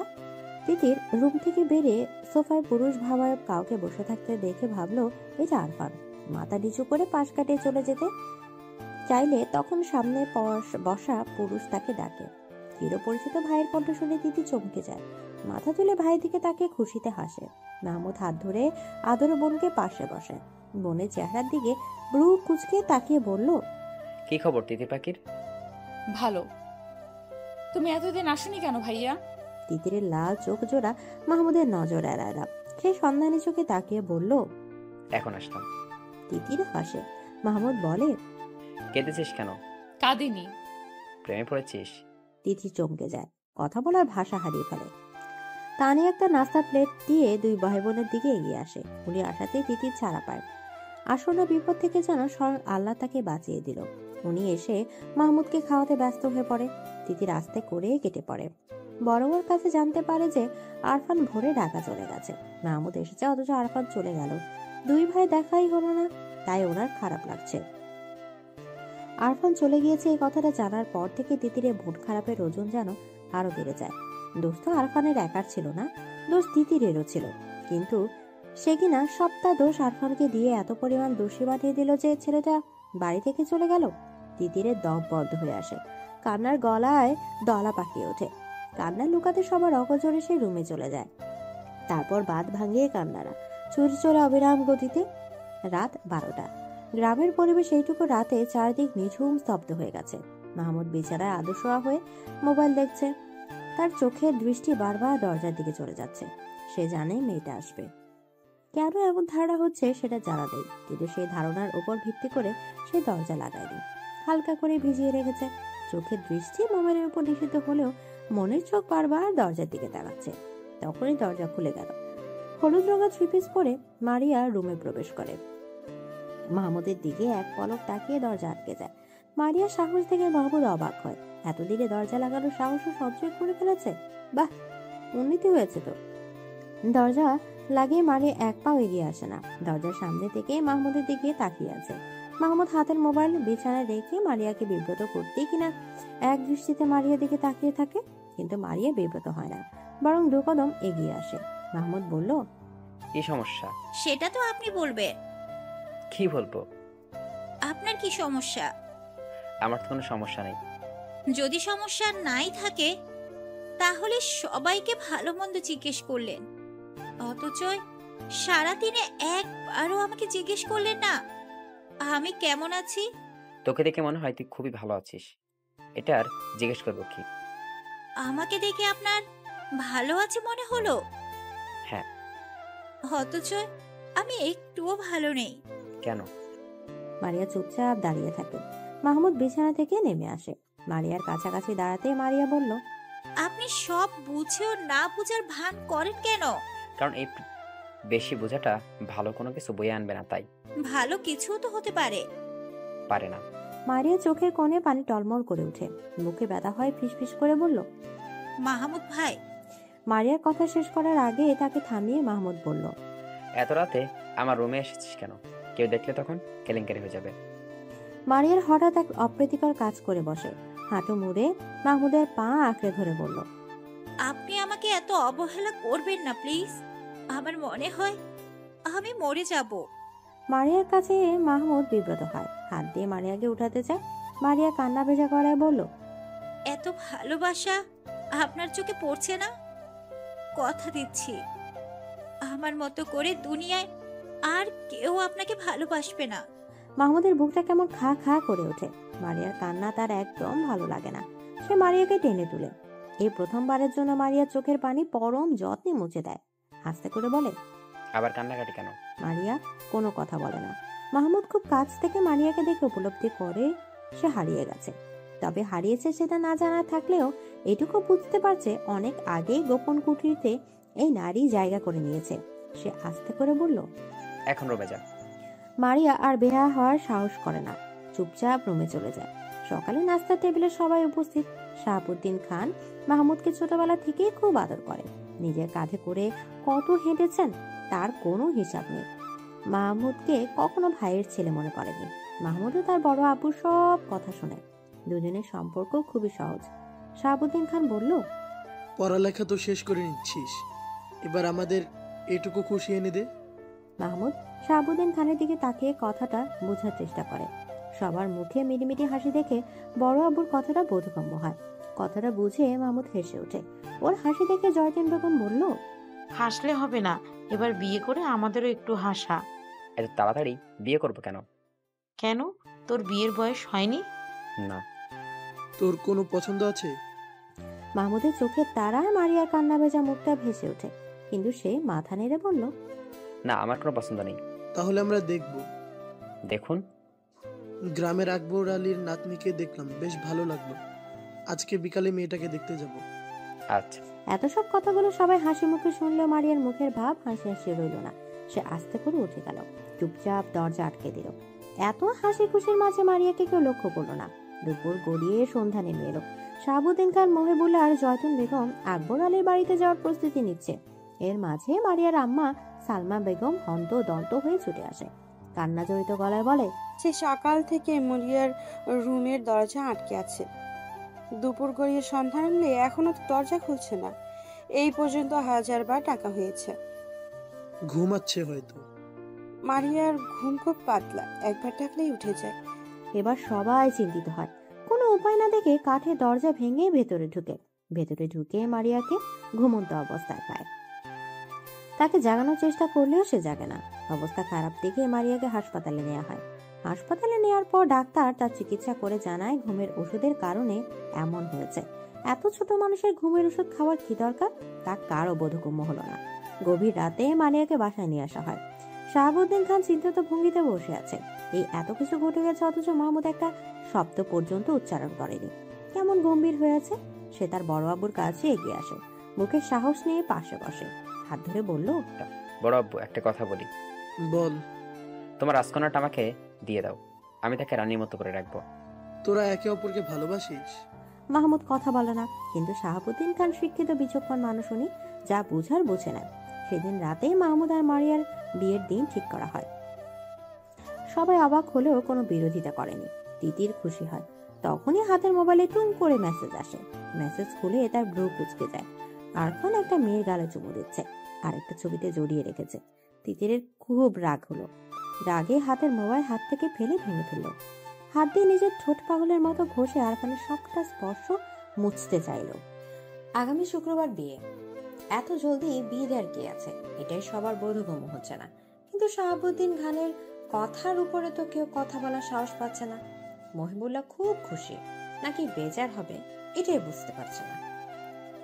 মারিয়া তাদের নিজেদের মেয়ে, নিজের হাতে মানুষ করা, খুবই শান্ত মেয়ে। বউ হিসেবে এমন মেয়ে সবাই খুঁজে, কিন্তু সমস্যা অন্য জায়গায়। তানিয়া বেঁকে বসেছে। একটা মাত্র ছেলে, হাজারটা মেয়ে দেখে বেছে বিয়ে করবে, তা না হুট করে বিয়ের সিদ্ধান্ত নিয়ে ফেলেছে। ভাইজানের উপর তার সব রাগ। ইঞ্জিনিয়ার ছেলে পেয়েছে বিধায় নিজের মেয়েকে সুপাত্রে দিতে এত তাড়া, কিন্তু তার স্বামী কি কিছুই বলতে পারে না? ছেলেকে জন্ম দিয়ে যদি এইটুকু অধিকার না থাকে তাহলে? তানিয়ার রুমের মধ্যে রেগে ফেটে পড়ে। শাহাবুদ্দিন খানকে কিছু না বলতে পারলেও মহিবুল্লাহ খানকে ঠিকই কথা শোনালো। আমার ছেলের বিয়ে আর সিদ্ধান্ত নেওয়ার সময় আমি থাকবো না? উনি এত বড় সিদ্ধান্ত নেবে কেন? বড় ভাই হয় না, এটা নিতেই পারো। আমি মানি না। কেন? আমি 10টা থেকে একটা বউ আনতাম। মারিয়া কম কিসে? তানিয়া দমে যায়। মারিয়া কোনো কিছুতেই কম না, কিন্তু ছেলেকে যাচাই বাছাই করে বিয়ে করানো খাইশটা যে অপূর্ণই থেকে যাবে। মাহমুদ কি রাজি? আজকালকার যুগে ছেলে মেয়ের অমতে এসব মাতব্বরি করা ভালো না। মাহমুদের সামনে তো সব জানানো হলো, কই সে তো আপত্তি বলেনি। হয়তো ওনার ভয়ে কিছু বলেনি। তুমি একবার ভাইয়ের সাথে কথা বলো। বাবা মায়ের রুম থেকে উচ্চ কণ্ঠ শুনে মাহমুদ সেদিকে যায়। দরজা গলিয়ে মাথা ঢুকিয়ে হেসে বলল, আসবা মা। হঠাৎ ছেলেকে দেখে দুজনে বিব্রত বোধ করে। মাহমুদ রুমে ঢুকে আয়েশ করে বিছানা বসে বলল, হ্যাঁ, এবার বলো। তুই রাজি? আমি রাজি না হলে কি বিয়ে ঠিক হতো? তুই রাজি? মারিয়াকে আমার ভালো লাগে। তোমরা যেটা কখনো বুঝতে পারোনি সেটা বড় আপু বুঝেছে। আর আমি চাই না তোমরা দুইজন এটা নিয়ে আর ঝগড়া করো। রুমের বাইরে থেকে সব স্পষ্ট শোনা যায়, সবাই খারাপ ভাবছে। মাহমুদ চলে যায়। তারপর থেকে মহিবুল্লাহ তানিয়া ব্যস্ত হাতে বিয়ের শপিং করে। সব আয়োজনে যেন কমতি না হয় সে খেয়াল রাখে। ছেলে যেহেতু পছন্দ করে তাহলে আর না করে লাভ কি? ভাইয়ের বিয়েতে দিতে খুশির অন্তরে, তাও কার সাথে? তার একমাত্র চাচাতো বোনের সাথে। বিয়ের বাকি মাত্র 2 দিন। এই 2 দিনে দিদি নিজেকে খুব ব্যস্ত রেখেছে, কিন্তু বেহায়া মন অসভ্য পুরুষের জন্য আনচান করে উঠেছে। সে শতভাগ শিওর যে আরফানের দেয়া ছবিটি এডিট করা। আজকালকার যুগে এসে এইটুকু বোঝার ক্ষমতা দিদির কাছে, কিন্তু তাকে সব পাঠানোর মানে কি বুঝাতে চায় বলটা? সে যে অভিমান করে আছে তাকে বুঝে না? মেয়েরা অভিমান করলে কি করতে হয় জানে না নাকি? ডাক্তার হচ্ছে, কচুর ডাক্তার হচ্ছে, মেয়েদের মনই বুঝে না সে নাকি আবার অপারেশন করবে। তিতিরের ভাবনার মাঝে পানি ঢেলে নিনিয়া তার রুমে আসে। তিতিরের পাশে বসে বলল, এরপর তো তোমার পালা আপু, কেমন লাগছে? পাকনা কথা বলবি না। পাকনা কথা কই বললাম, তাছাড়া তোমার আর কি লাগবে? বিয়ে তো আর দূরে হবে না, বিয়ে এই বাড়িতেই তো হবে। কি? নিনিয়া যেভাবে ছুটে এসেছিল এবার সেভাবেই ছুটে চলে যায়। তিথি ভাবে নিনিয়া কি তার আর আরফানের কথা জানতে পেরেছে? না বললে এসব বলবে কেন? তিথি চিন্তিত হয়। আরফান আর তার ব্যাপারটা কারো জানার কথা না। কালকে বিয়ে। আরফান মারিয়ার বড় ভাই, সেই হিসেবে তার সবার আগে থাকার কথা ছিল, কিন্তু জরুরি ক্লাসের জন্য যেতে পারেনি। এমন হুট করেই বা কেন মারিয়ার বিয়ে ঠিক করা হলো সেটাও বুঝে আসে না। পাত্র কে? পাত্র তারই ভাই মাহমুদ। আরফানের কাছে সবটা ব্যাপার কেমন লাগে, কিন্তু মাহমুদ পাত্র হিসেবে যথেষ্ট ভালো। এই দিকটা দিয়ে অবশ্য ভালো হয়েছে। আর খারাপ দিকটা হচ্ছে তিতিরের সাথে কথা হচ্ছে না, তার স্বস্তি লাগছে না। সেদিন রাগের মাথায় ভুলভাল ছবি পাঠালেও পরে মনে হয়েছে কাজটা ঠিক হয়নি। বাচ্চাদের উপর রাগ করতে হয় না, বাচ্চাদের বোঝাতে হয় আদর করে। আদরের প্রসঙ্গ আসাতেই তার হাত গালে চলে যায়।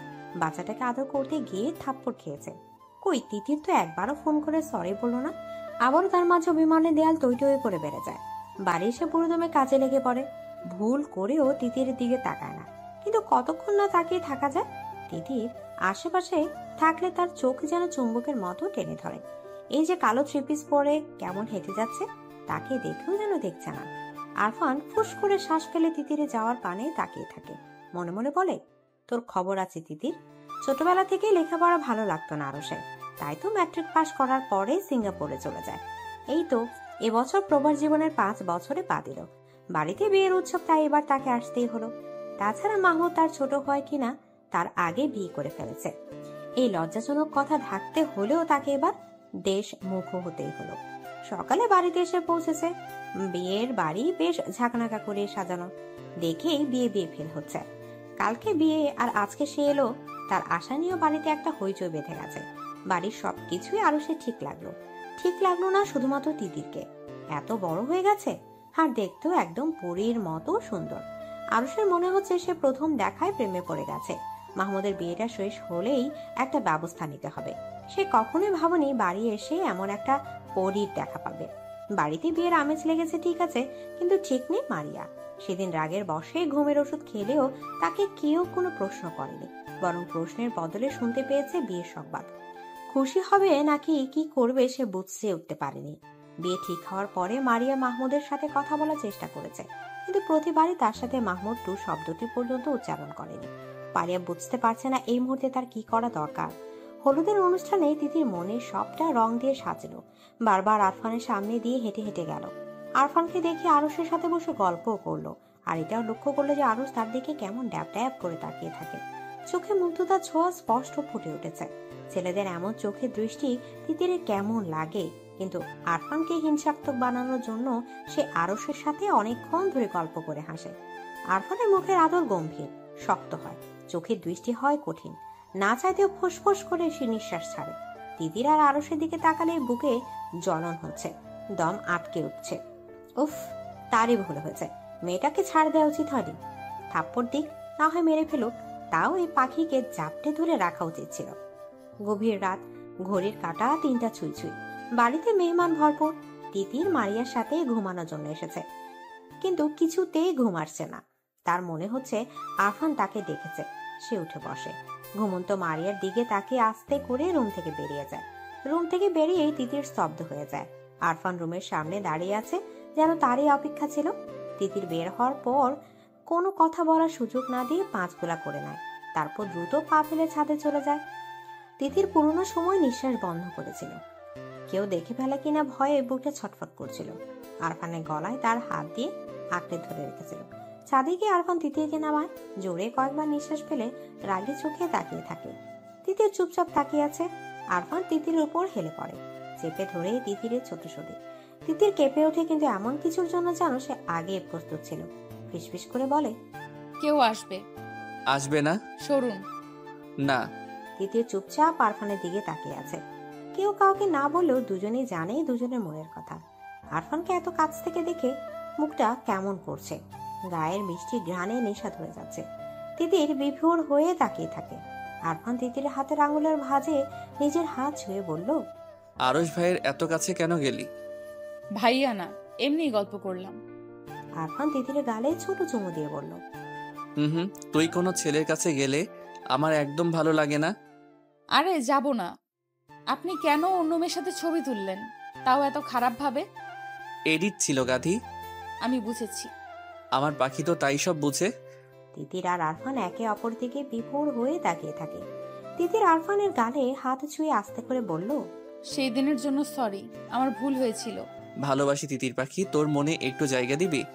আমি তোকে হিনা খুবই কষ্টে থাকি, মরে যাওয়ার প্রয়াস হয়, আমায় আরো বেশি দিন বাঁচতে দিবি? তিতির উত্তরে শক্ত করে আরফানকে জড়িয়ে ধরে, ফিসফিস করে বলল, খুব ভালোবাসি। আরফান তিতিরে ভালোবাসা সাড়া দেয়। আজকে ভালোবাসা দুষ্টু মিষ্টি ছোঁয়া দুজনেই সম্মতিতে হয়। ভালোবাসা গভীর হয়, দুজনের শ্বাস ঘন হয়ে মিলে মিশে একাকার হয়ে যায়। তিতির আদরে গুঙ্গিয়ে ওঠে, শক্ত করে আঁকড়ে ধরে আরফানের হাতের বাহু। আরফান হাসে, ফিসফিস করে বলল, এইটুকু আদরে এমন বেহাল দশা, তাহলে পরে কি হবে? তিতির হাসে, সেই হাসিতে মিশেছিল একরাশ লজ্জা। সে আরফানের বুকে মুখ লুকায়। আকাশে থালার মতো গোড় চাপটা দুজনের ভালোবাসা দেখে হাসে।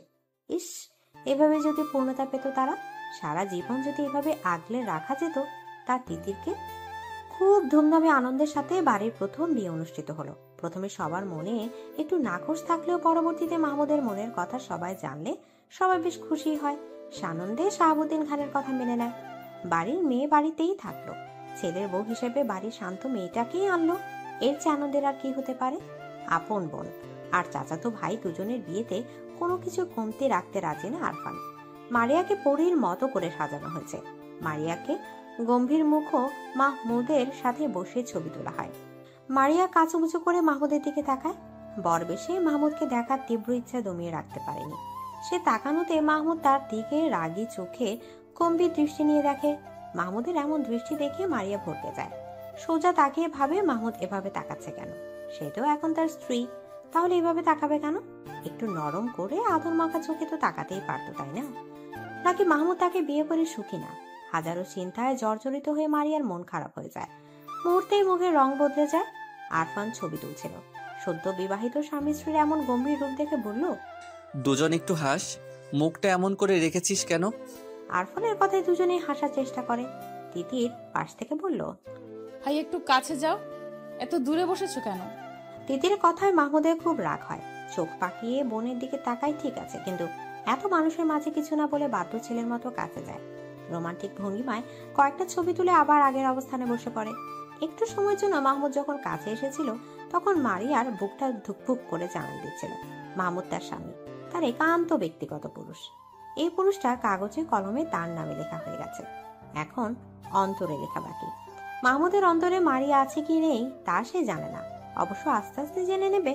তার দৃঢ় বিশ্বাস সে মাহমুদের ভালোবাসা জয় করেই নেবে। মারিয়া আবার এটাও ভাবে যে মাহমুদ রাজি না হলে কি আর বিয়ে হতো? সব প্রশ্নের উত্তর রাতেই মিলবে। তিতির আজকে লুকিয়ে বেড়াচ্ছে। এতদিনে চেনা চাচাতো ভাইকে নিজের সঙ্গী হিসেবে ভাবতেই লজ্জায় ডাল ভারী হচ্ছে। না চাইতে মুখে লাজুক হাসি চলে আসছে। আরফানের মুখোমুখি হলে রাতের টুকরো ভালোবাসার মুহূর্ত সিনেমার পর্দার মতো চোখের সামনে ভেসে উঠছে। এত করে লজ্জা রাঙা মুখের লাল আবার পরিমাণ যেন তরতর করে বাড়ছে। আরফানও কম দুষ্ট না, সে তিতিরকে দেখলেই চোখ মারে। দুষ্টমি মাখা চোখে বারবার তার দিকে তাকাচ্ছে। তিতির নিজেকে যথাসম্ভব সংযত রাখছে। তার কেন জানি মনে হচ্ছে তার মনের কথা বাড়ির সবাই জেনে যাবে। রাত 11টা। বাসর ঘর সাজানো হয়েছে। সাদা ফুলের মাঝে লাল বেনারসি পরে মারিয়া জড়সড় হয়ে বসে আছে। মাহমুদকে পাওয়ার তীব্র ইচ্ছে ছিল, আর সেটা যে এতটা সহজে পেয়ে যাবে তা সে কখনো ভাবেনি। ভালোই ভালোই বিয়েটা তো হলো, কিন্তু এখন তার নার্ভাস লাগছে, ভয়ে গলা শুকিয়ে আসছে। মারিয়া চুপচাপ বসে আছে। মাহমুদের জন্য অধীর অপেক্ষায় বসে আছে। তার অপেক্ষার প্রহর যেন শেষ হচ্ছে না। এভাবে বসে থাকতে থাকতে ছোট মনে উকি দেয় হাজারো স্বপ্ন। লাজে লাল হয়ে সে হাসে, কিন্তু মাহমুদ আসে না। মাহমুদের জন্য অপেক্ষা করতে করতে তার মন খারাপ হয়। নতুন বউকে এতক্ষণ বসিয়ে রাখার কোনো মানে আছে? জড়া তো 1টা বাজে। মাহমুদ ঘরে আসে। কাঠের ভারী পাল্লা লাগানোর শব্দে মারিয়া দরজার দিকে তাকায়। মাহমুদ চকিতে নয়নে একবার মারিয়ার দিকে তাকিয়ে আবার চোখ ফিরিয়ে হ্যাঙ্গার থেকে কাপড় নিয়ে বাথরুমে কাপড় পাল্টাতে চলে যায়। মারিয়া আশায় ছিল মাহমুদ আসলে সে লাজুক হয়ে তাকে সালাম দেবে, মাহমুদ কথা বলবে, আরো কত কি। কিন্তু এই পুরুষে পরি তুললো এমন বউকে অবহেলা করে বাথরুমে চলে গেল। কিছুক্ষণ পর মাহমুদ বেরিয়ে আসে। মারিয়াকে তার দিকে তাকিয়ে থাকতে দেখে বলল, কাপড় চোপড় পাল্টে শুয়ে পড়ো, অনেক রাত হয়েছে। এই কথাটা বলতে বলতে মাহমুদ বিছানার ফুল সরিয়ে আস্তে করে পাশ ফিরে শুয়ে পড়ে। মাহমুদের কাছে মারিয়া স্তব্ধ হয়ে যায়, ঠোঁট কেঁপে ওঠে, চোখের কোল বেয়ে গড়িয়ে পড়ে পানির ঢাকা। মাহমুদের এই অবহেলা সে সহ্য করতে পারে না। বুকে অসামান্য ব্যথা অনুভব হয়। নিশ্চুপ কান্নায় নিঃশ্বাস বন্ধ হয়ে আসে। বাসর রাত নিয়ে সবারই কত স্বপ্ন থাকে, মারিয়ারও ছিল। মাহমুদকে নিয়ে নতুন জীবনে পা দেওয়ার ইচ্ছেটা কত রঙিন ছিল, কিন্তু মাহমুদ এমন করছে কেন? মারিয়া কান্না ভেজা চোখে মাহমুদের দিকে তাকিয়ে আছে। তার এখন মনে হচ্ছে মাহমুদ উঠে বসেই হেসে ফেলবে আর তাকে জড়িয়ে ধরে বলবে, মজা করেছি।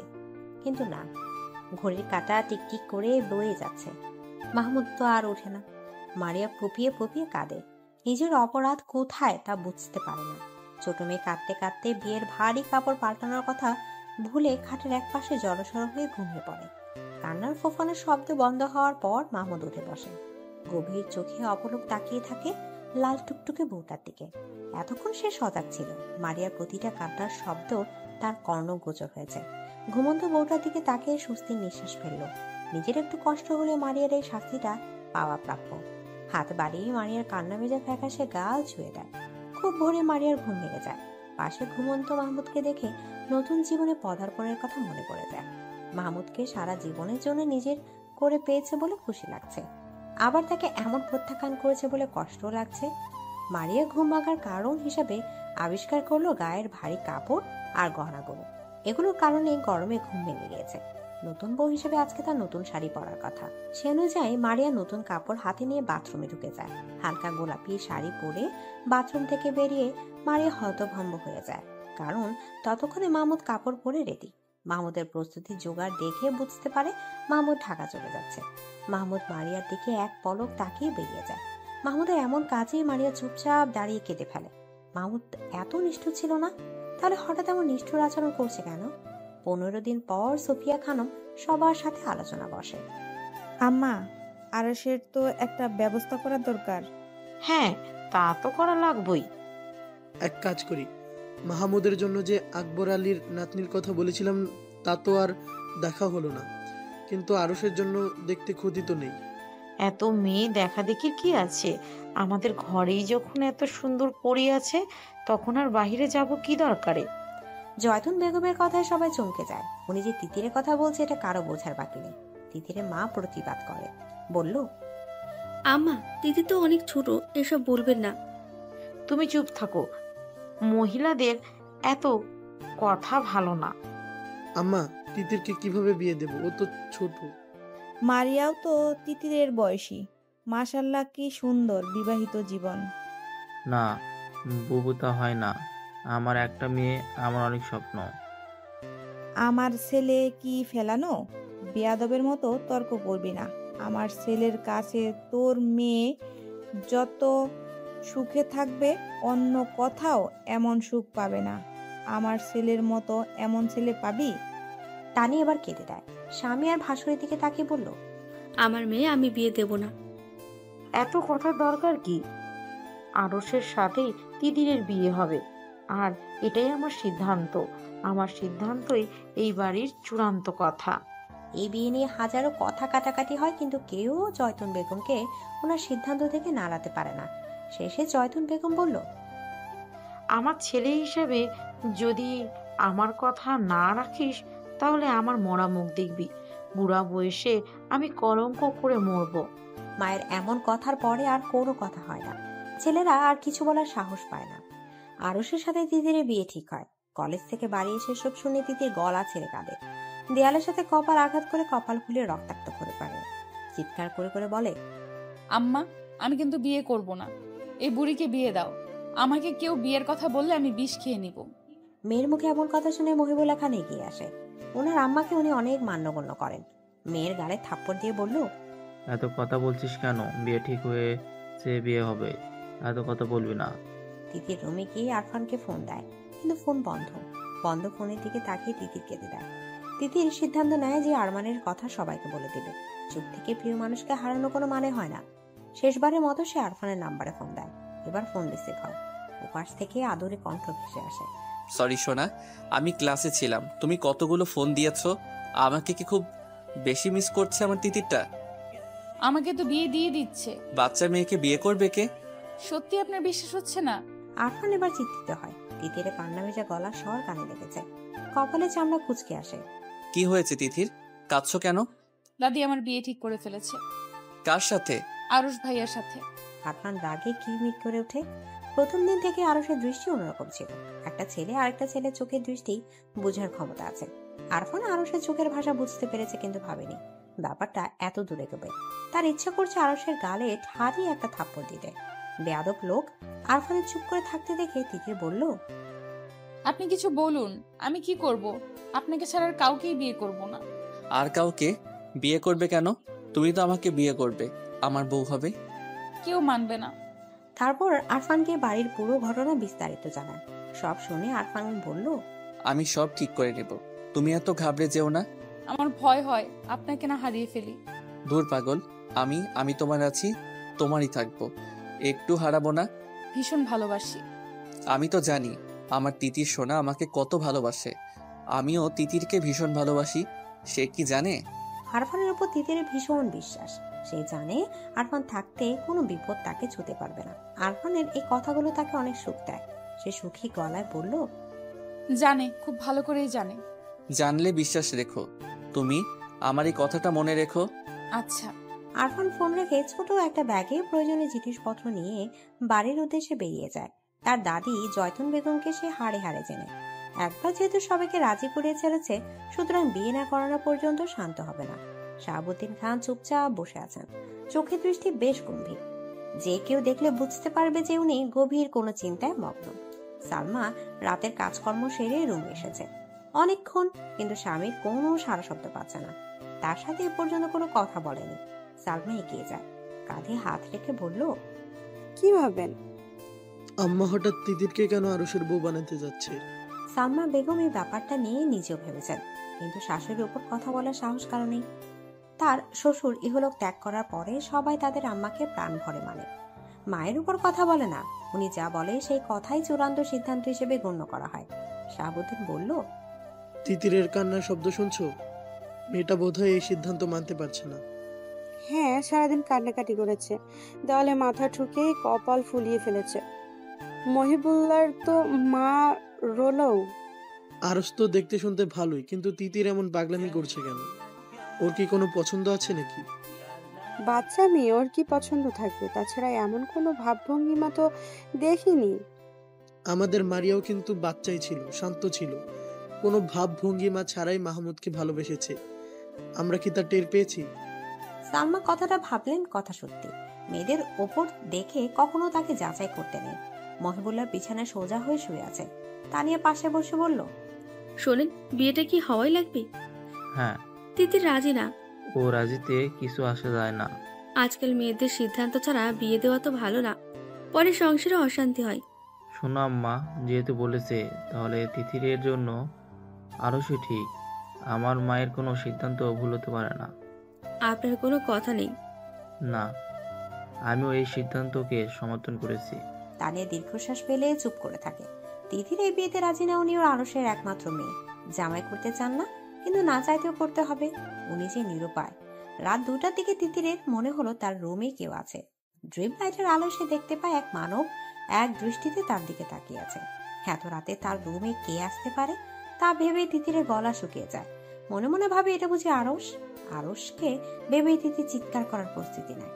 মানুষটা বুঝেই তিতিরের মনের কথা স্পষ্ট শুনতে পেল, তাই তো তখনই আলতো করে তিতিরের গা ছুঁয়ে দেয়।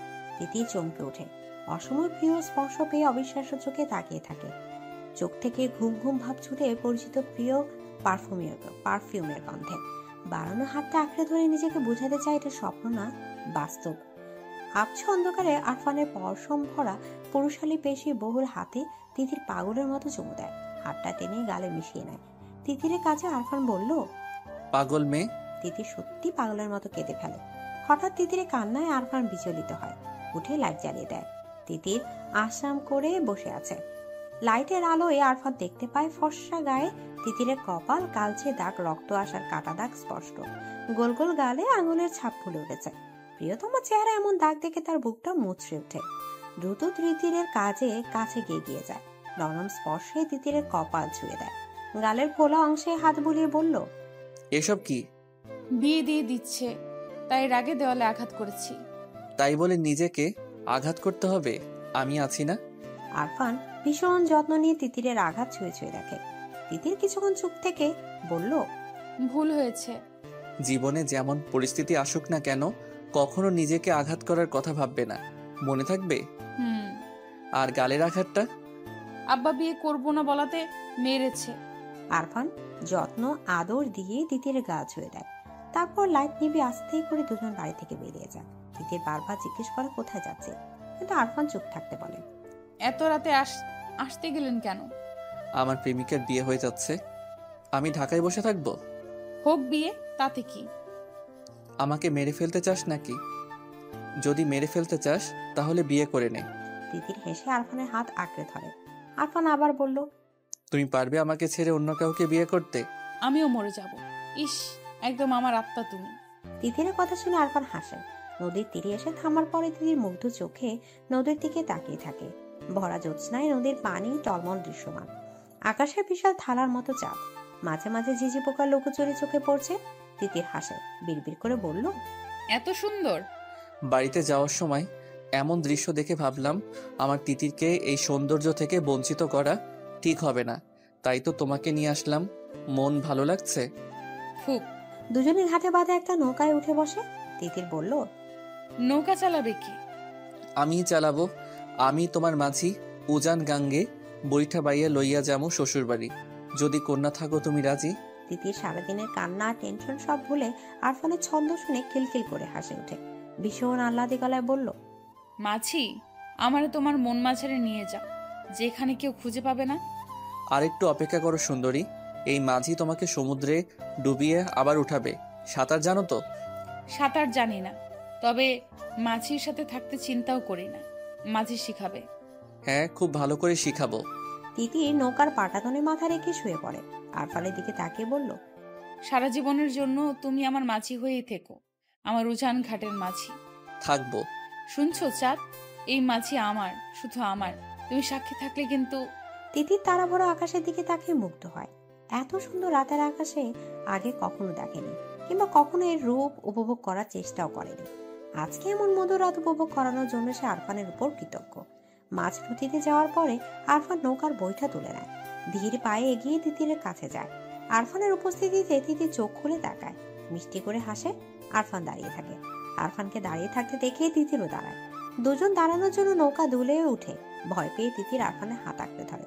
আরফান হেসে তিতিরকে কাছে টেনে নেয়, সহাস্য গলায় কৌতুক করে বলল, মাঝিকে সারা জীবনের জন্য চাও, আবার নৌকার সামান্য দোলায় ভয় পাও? এমন হলে তো হবে না অসুন্দরী। হবে হবে, এই সুন্দরের জন্য সব হবে। রাতের জোরালো হাওয়ায় নৌকা আপনা আপনি চলছে। তিতির সামনের দিকে তাকিয়ে বলল, টাইটানিক ছবিটা দেখেছো? অনেকবার।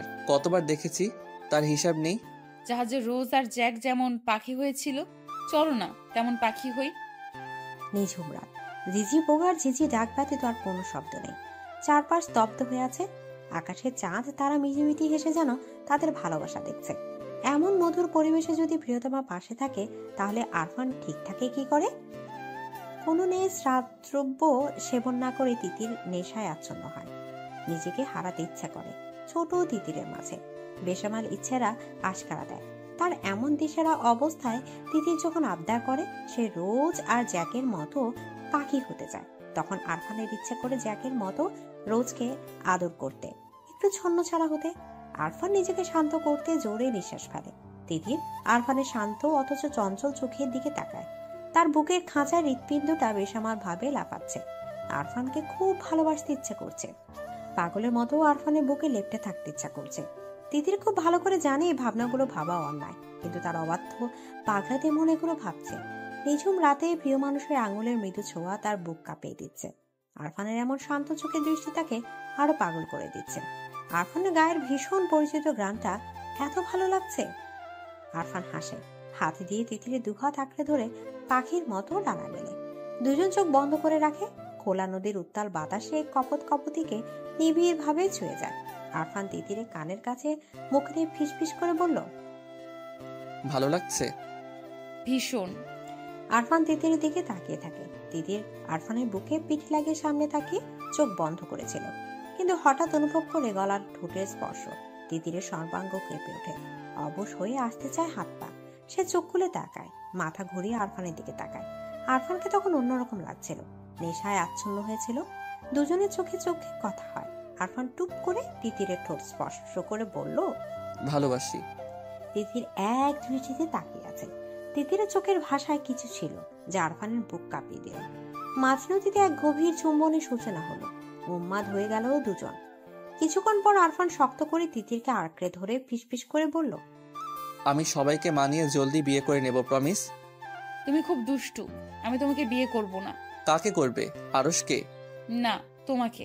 নৌকার পাটাতনে দুজন শুয়ে আকাশের দিকে তাকিয়ে থাকে। চাঁদটা কেমন ঝলঝল করছে। তিতিরে মনে হলো একটু আগে তাদের ভালোবাসার সাক্ষী হয়ে চাঁদ হাসছে। সে লজ্জা পায়, আরফানকে জড়িয়ে ধরে। আরফান বলল, কি হলো? চাঁদ সব দেখে নিয়েছে। তিতিরের কথায় আরফান হো হো করে হেসে ওঠে। এই মেয়েটা কাছে থাকলে দুনিয়া তো সুখী লাগে। সে তিতিরের কপালে ভালোবাসার স্পর্শ এঁকে দেয়।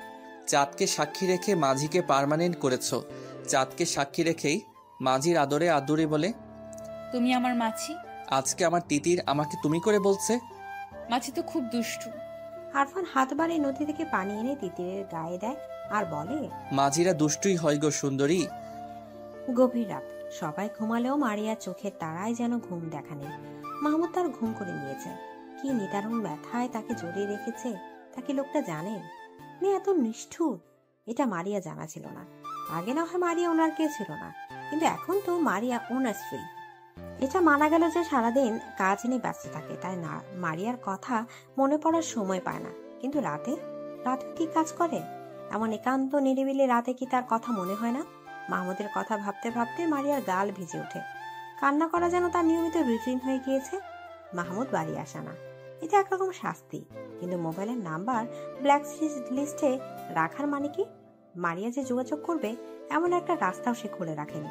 মারিয়া হঠাৎ বুঝতে পারে তার মোবাইলটা মৃদু কেঁপে উঠেছে। সে পানি ভরা চোখে ঝাপসা দৃষ্টি মেলে মোবাইলের দিকে তাকায়। এত রাতে কে ফোন দিবে? মাহমুদের কল দেখে আনন্দে মারিয়ার দম বন্ধ হয়ে যায়। কাপা কাপা হাতে ফোন রিসিভ করতে গেলেই তা কেটে যায়। মারিয়া হতভম্ব হয়ে তাকিয়ে থাকে। ফোন রিসিভ করার আগেই কেটে গেল। আফসোসে মারিয়া মরে যেতে ইচ্ছা করলো। তখনই আবার ফোন এলো। মারিয়ার সাথে সাথে রিসিভ করে, কিন্তু কথা বলতে পারে না। কোনো এক অজানা কারণে তার গলা দিয়ে কথা আসছে না। মাহমুদ বোধহয় তার কথায় অপেক্ষায় ছিল। সে চুপ দেখে মাহমুদ বলল, মারিয়া। মারিয়া কেঁপে ওঠে, চোখ বন্ধ করে মাহমুদের গলার স্বর অনুভব করে। মাহমুদ আবার বলল, ঘুমিয়ে গেছো? না। এত রাত হলো, ঘুমাওনি কেন? আপনি বাড়ি আসেন না কেন? বাড়ি আসবো কেন? কেন আসবেন জানেন না? ও আচ্ছা। কি আচ্ছা? আসতে হবে না। তুমি কি আমার উপর রাগ করে আসছো? না। মারিয়া শোনো, হুম। তোমার জন্য একটা সারপ্রাইজ আছে। কি সারপ্রাইজ? কালকে বাড়ি আসছি। মারিয়ার হাত পা ঠান্ডা হয়ে যায়। তাকে একরাশ লজ্জা এসে জাপটে ধরে। সে কট করে ফোনটা কেটে দেয়। ইস, এত লজ্জা লাগছে কেন? সকালে ঘুম ভাঙার পর তিতিরের ঠোঁটের কোণে মিষ্টি হাসি লেগে থাকে। খুশি মনে নাস্তা করতে যায়। খাবার টেবিলে এমন হাস্যোজ্জ্বল চেহারা তিতিকে দেখে সবাই অবাক হয়। কালকে সারাদিন বিয়ে করবে না বলে কান্নাকাটি করছে, আর আজকে কিনা এত খুশি। সবাইকে তার দিকে এমন করে তাকিয়ে থাকতে দেখে তিতির ভ্রু কুচকায়। ইশারায় জিজ্ঞেস করে, কি? জয়তুন বেগম আরফানের মা সালমার দিকে তাকিয়ে বলল, দেখেছো সালমা, বিয়ের কথা শুনলে প্রথম মেয়েরা একটু কাঁদেই, তারপর ঠিক হয়ে যায়। জয়তুন বেগমের কথা শুনে তিতিরের মুখে হাসি উবে যায়। সে যে আরফানের সান্নিধ্যে এসে এমন খুশি হয়েছে তা কি করে বুঝবে? মুখ অন্ধকার করে বলল, এই জন্যই কি হাসতেও পারবো না? আমি বলেই দিয়েছি বিয়ে করব না। তুমি বেশি বুঝো দাদি। মহিবুল্লাহ তার মায়ের প্রতি অগাধ সম্মান। তার মায়ের মুখের উপরে কথা বলা একদম পছন্দ করেন না। মেয়ের এমন চটাং চটাং কথায় উনি বিরক্ত হয়। রেগে বলল, তোমাকে জন্ম দিয়ে বড় করেছি, এবার বিয়ে দেব। একদম বেশি কথা বলবে না, আমার সবার থেকে ভালো বোঝে। উনি যেহেতু বলেছে বিয়ে দিতে, তাহলে বিয়ে হবেই, বরং মঙ্গলজনক হবে। তিতি স্তব্ধ হয় তার আব্বার দিকে তাকিয়ে আছে। মঙ্গল? আরফানকে ছাড়া তার কোনো কিছুই মঙ্গল হবে না। ওনাদের সবার মনোভাব দেখে মনে হচ্ছে যে কোনো মুহূর্তে বিয়ে হয়ে যেতে পারে। সে আশেপাশে মাথা ঘুরিয়ে আরফানকে খুঁজে, কিন্তু কোথাও আরফান নেই। তিতির বিমর্ষ হয়। আরফান তাকে বলেছিল সে সবাইকে বুঝিয়ে বলবে, কিন্তু এখন এই মুহূর্তে মানুষটাকে দেখতে পাচ্ছে না। অথচ এখনই কথাটা বলার সুযোগ ছিল। তিতির খাবার রেখে উঠে তার রুমে চলে যায়। তার পিছু পিছু আরশও যায়। সবাই যেন ব্যাপারটা দেখেও দেখলো না। ওনাদের ধারণা দুজনের বিয়ে হবে। এখন একটু আলাদা কথা বলতেই পারে। আরশ গিয়ে তিতিরের খাটে বসে। তিতির আরশের দিকে তাকিয়ে বলল, কি ব্যাপার ভাইয়া, এখানে এসেছেন কেন? হবু বউয়ের কাছে আসতে সমস্যা কি? আপনার হবু বউকে? তুমি? আমি আপনাকে বিয়ে করব না, এই আশায় ঘুম নষ্ট করবেন না। না, এখন তো মন ভরে ঘুমাচ্ছি, বিয়ের পরে ঘুমের ব্যাঘাত ঘটাবো। আরফান হাই তুলতে তুলতে রুমে ঢুকে তিতিরের বিছানা শুয়ে আরশের দিকে তাকিয়ে বলল, ঘুমের ব্যাঘাত ঘটাবেন কেন? সুখে না দুঃখে? তিতিরের বিছানায় আরফানকে এমন সহজ স্বাভাবিকভাবে শুয়ে থাকতে দেখে আরশ বিরক্ত হয়। তার প্রশ্ন বলল, বিয়ের পর মানুষ নিশ্চয় সুখে থাকে। এত পড়ালেখা করে কি করলি, যদি এটাই না বুঝিস? না মানে দুঃখেও তো ঘুম আসতে পারে। তিতির আমাকে কোনো দুঃখ দেবে না, তাই না তিতির? আমি তো আপনাকে বিয়েই করব না। তিতিরের কথায় আরফান হো হো করে হেসে ওঠে। আরশ বলল, তা আজকে রাতেই দেখা যাবে। আরশের কথায় দুজনেই চমকে যায়। তিতির বলল, মানে? বলা বারণ, সময় মতো জানতে পারবে। আরশ চলে গেল। তিতির স্তব্ধ হয়ে তাকিয়ে থাকে। আরফান হাতের ইশারায় তিতিরকে চুমু দিয়ে বলল, নো চাপ বেবি, मैं हूं ना। তিতির হাসে। আরফান উঠে বেরিয়ে যায়। যাওয়ার আগে তিতিরের কপালে পড়ে থাকা চুলগুলোতে ফু দিয়ে আরো এলোমেলো করে দিয়ে বলে, তুমি আমাকে বিয়ের প্রস্তুতি নাও, দেখা যাবে যে কোনো মুহূর্তে এসে বলবো কবুল বলো তিতির। আরফানের পাগলামিতে তিতির হাসে। আরশের পক্ষে যদি বাড়ির সবাই থাকে তাহলে আরফানের পক্ষে শুধুমাত্র সে থাকবে, আর তার ধীর বিশ্বাস যে আরফান তাকে নিজের করে নিতে পারবে। দুপুর হতে হতে আরফান আর তিতির এটা বুঝতে পারে যে আরশের সাথে আজকে বিয়ে হয়ে যাবে। আরফান হাসে। সন্ধ্যা নাগাদ সবার অগোচরে তিতিরকে নিয়ে বেরিয়ে যায়। ঘন্টাখানেক পর দুজন ফিরে আসে। বাড়িতে ততক্ষণে হট্টগোল পড়ে গিয়েছে। শাহাবুদ্দিন আরফানের সামনে দাঁড়িয়ে বলল, কোথায় গিয়েছিলি? আমরা বিয়ে করেছি আব্বা। তিতির সুখ নাকি দুঃখ কোনটা অনুভব করছে সেটা তার বোধগম্য হচ্ছে না। তার শরীর মৃদু কাঁপছে। আরফানের হঠাৎ সিদ্ধান্তে সে তৎক্ষণাৎ ভাবনায় পড়ে গিয়েছিল। সবাইকে না জানিয়ে বিয়ের মতো এমন গুরুত্বপূর্ণ সিদ্ধান্ত একা নেয়া কি যে সে কথা? কিন্তু তার আরফানের দিকে তাকে মনে হলো এখন এই মুহূর্তে সে সায় না জানায় তাহলে সারা জীবনের জন্য প্রিয় মানুষকে হারিয়ে অপ্রিয় মানুষের বুকের অনিচ্ছা যেতে হবে। গুমড়ে কেঁদে মরতে হবে আজীবন। তিতি চোখ বন্ধ করে সিদ্ধান্ত নেয়। আরফান তো বাইরে কোনো ছেলে না, সবার চেনা জানা নিজেদের ছেলে। হয়তো প্রথমে একটু ঝামেলা হবে, কিন্তু পরে তো সব ঠিক হয়ে যাবে। কিন্তু এখন যদি সবার ভয়ে তার দিকে আরফানের বাড়িতে দেয়া হাতটা শক্ত করে না ধরে, তাহলে এই মানুষটাকে সারা জীবনের জন্যও হারাতে হবে। এটা তিতির কখনোই মানতে পারবে না। তাছাড়া তার ভালোবাসা কি এতই ঠুনকো নাকি যে হাত ছেড়ে দেবে? সবার রুদ্র মূর্তি দেখে তিতিরের বুকটা ধরাস ধরাস করে কেঁপে ওঠে। সে আরফানের পেছনে গিয়ে দাঁড়ায়। সবকিছু আরফানই মোকাবেলা করবে। আরফান তার সদ্য বিবাহিত স্ত্রীর দিকে তাকে বুঝতে পারে তিতির ভয় পাচ্ছে। সে সবার অগোচরে হাতের মৃদু চাপে তাকে আশ্বস্ত করে দেয়। তিতির আরফানের পিঠের কাছের শার্ট শক্ত করে ধরে। শাহাবুদ্দিন খান আরফানের দিকে শক্ত চোখে তাকিয়ে আছে। আরফান সবার দিকে তাকিয়ে মনোভাব বোঝার চেষ্টা করছে। শাহাবুদ্দিন খান কোনো কথা না বলে ঠাস করে আরফানের গালে থাপ্পড় দিয়ে ফেলে। ওনার এমন কাজে উপস্থিত সবাই হতভম্ব হয়ে যায়। শাহাবুদ্দিন খান আর মারার আগে সালমা বেগম ছেলেকে আঁকড়ে ধরে বাধা দেয়। গায়ে হাত তুললেন কেন? ছেলে কি এখনো ছোট আছে? যা বলার মুখে বললেন। তুমি সামনে দাঁড়িয়েছো কেন? ওকে কথা বলতে দাও। সালমা বেগম সরে দাঁড়ান। আরফান মাথা নিচু করে দাঁড়িয়ে আছে। আরফানের এখনো বিশ্বাস হচ্ছে না সে তার আব্বা তাকে মেরেছে। তার মুখের থমথম ভাব পেছনে দাঁড়ানো তিথিরও টের পায়। সে ডুকরে কেঁদে ওঠে। শাহাবুদ্দিন খান বলল, এমন কাজ করার মানে কি? বিয়ের বয়স হয়েছে না? বিয়ের বয়স হলে আমাকে বলতি। তাছাড়া বিয়ে করার জন্য কি দেশে আর কোনো মেয়ে ছিল না? ওর ভাই আমার বোনকে বিয়ে করেছে, তাই আমি ওকে বিয়ে করেছি। আরফানের এমন যুক্তি শুনে সবাই হতভম্ব হয়ে যায়। জয়তুন বেগমের সিদ্ধান্ত যে আরফান তার এমন হাতের তুড়িতেই নষ্ট করে দেবে তা কে জানতো? উনি রাগে লাল হয়ে বলল, বিয়াদবের মতো কথা বলিস না। আরফান তার দাদির দিকে তাকায় কিন্তু কিচ্ছু বলে না। শাহাবুদ্দিন খান বলল, মাহমুদ মারিয়াকে বিয়ে করেছে বলে তুই তিতিরকে বিয়ে করেছিস? হ্যাঁ। এটা কোনো কারণ হতে পারে না, সঠিক কারণ বল।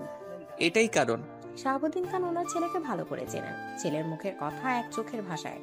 উনি গম্ভীর গলায় বলল, থাপড়ে দাঁত ফেলে দেবো বেয়াদব। আরফান তার আব্বার রাগ সম্পর্কে ধারণা আছে। সে গম্ভীর গলায় কারণটা বলল। মুখের ভাব এমন যেন খুবই গুরুত্বপূর্ণ কার্য সম্পাদন করেছে। আমি তিতিরকে ভালোবাসি। আরফানের এমন সরল স্বীকারোক্তিতে সবাই হতবাক। সে কিরকম প্রতিক্রিয়া দেবে সেটাই বুঝে উঠতে পারছে না। আরফান আর তিতিরের মাঝেও যে এমন সম্পর্ক থাকতে পারে তা বোধ হয় কারো মাথায় ছিল না। সবাই যখন আশ্চর্য হয়ে কথা বলার ভাষা হারিয়ে নির্বাক, তখন শাহাবুদ্দিন খান স্বাভাবিক যেন উনি এই ব্যাপারে সম্পূর্ণ জানতেন। ভালোবাসি সেটা বললেই হতো, এমন কাজ করার দরকার কি? বলার সুযোগ ছিল নাকি? তার আগেই যে বিয়ে দিয়ে দিচ্ছেন।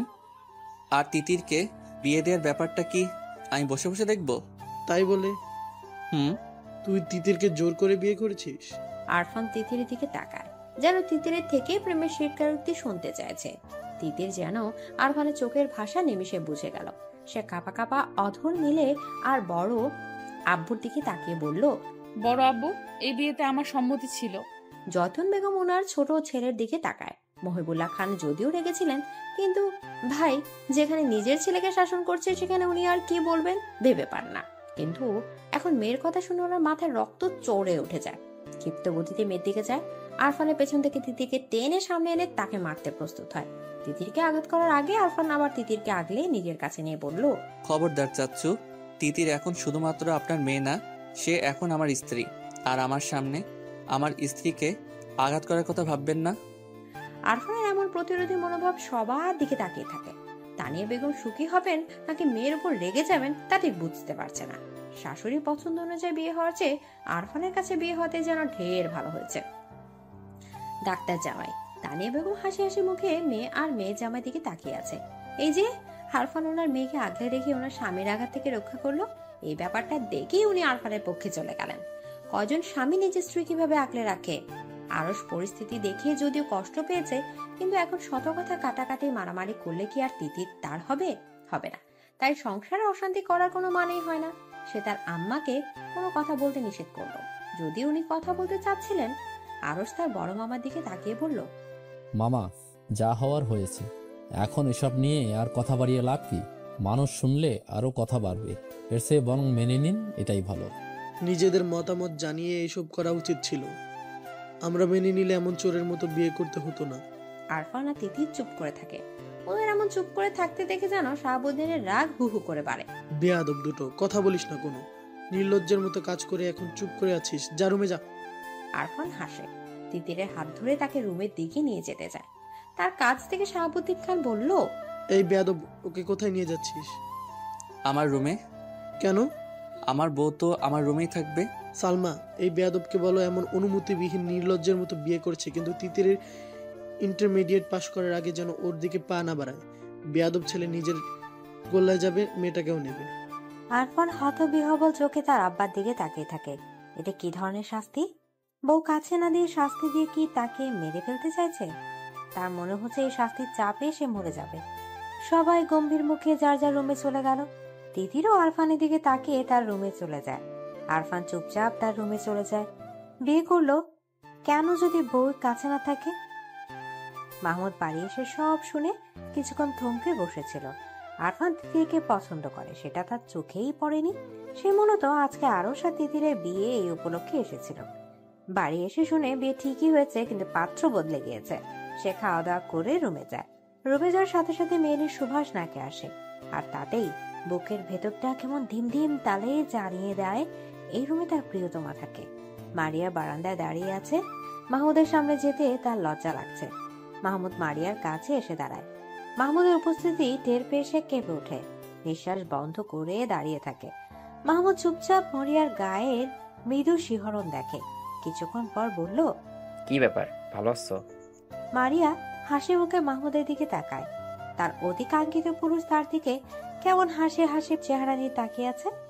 মাহমুদ মারিয়াকে কিছু বলতে না দেখে বলল, চুপ করে থাকলে কি আবার চলে যাব, সেটাই চাইছো নাকি?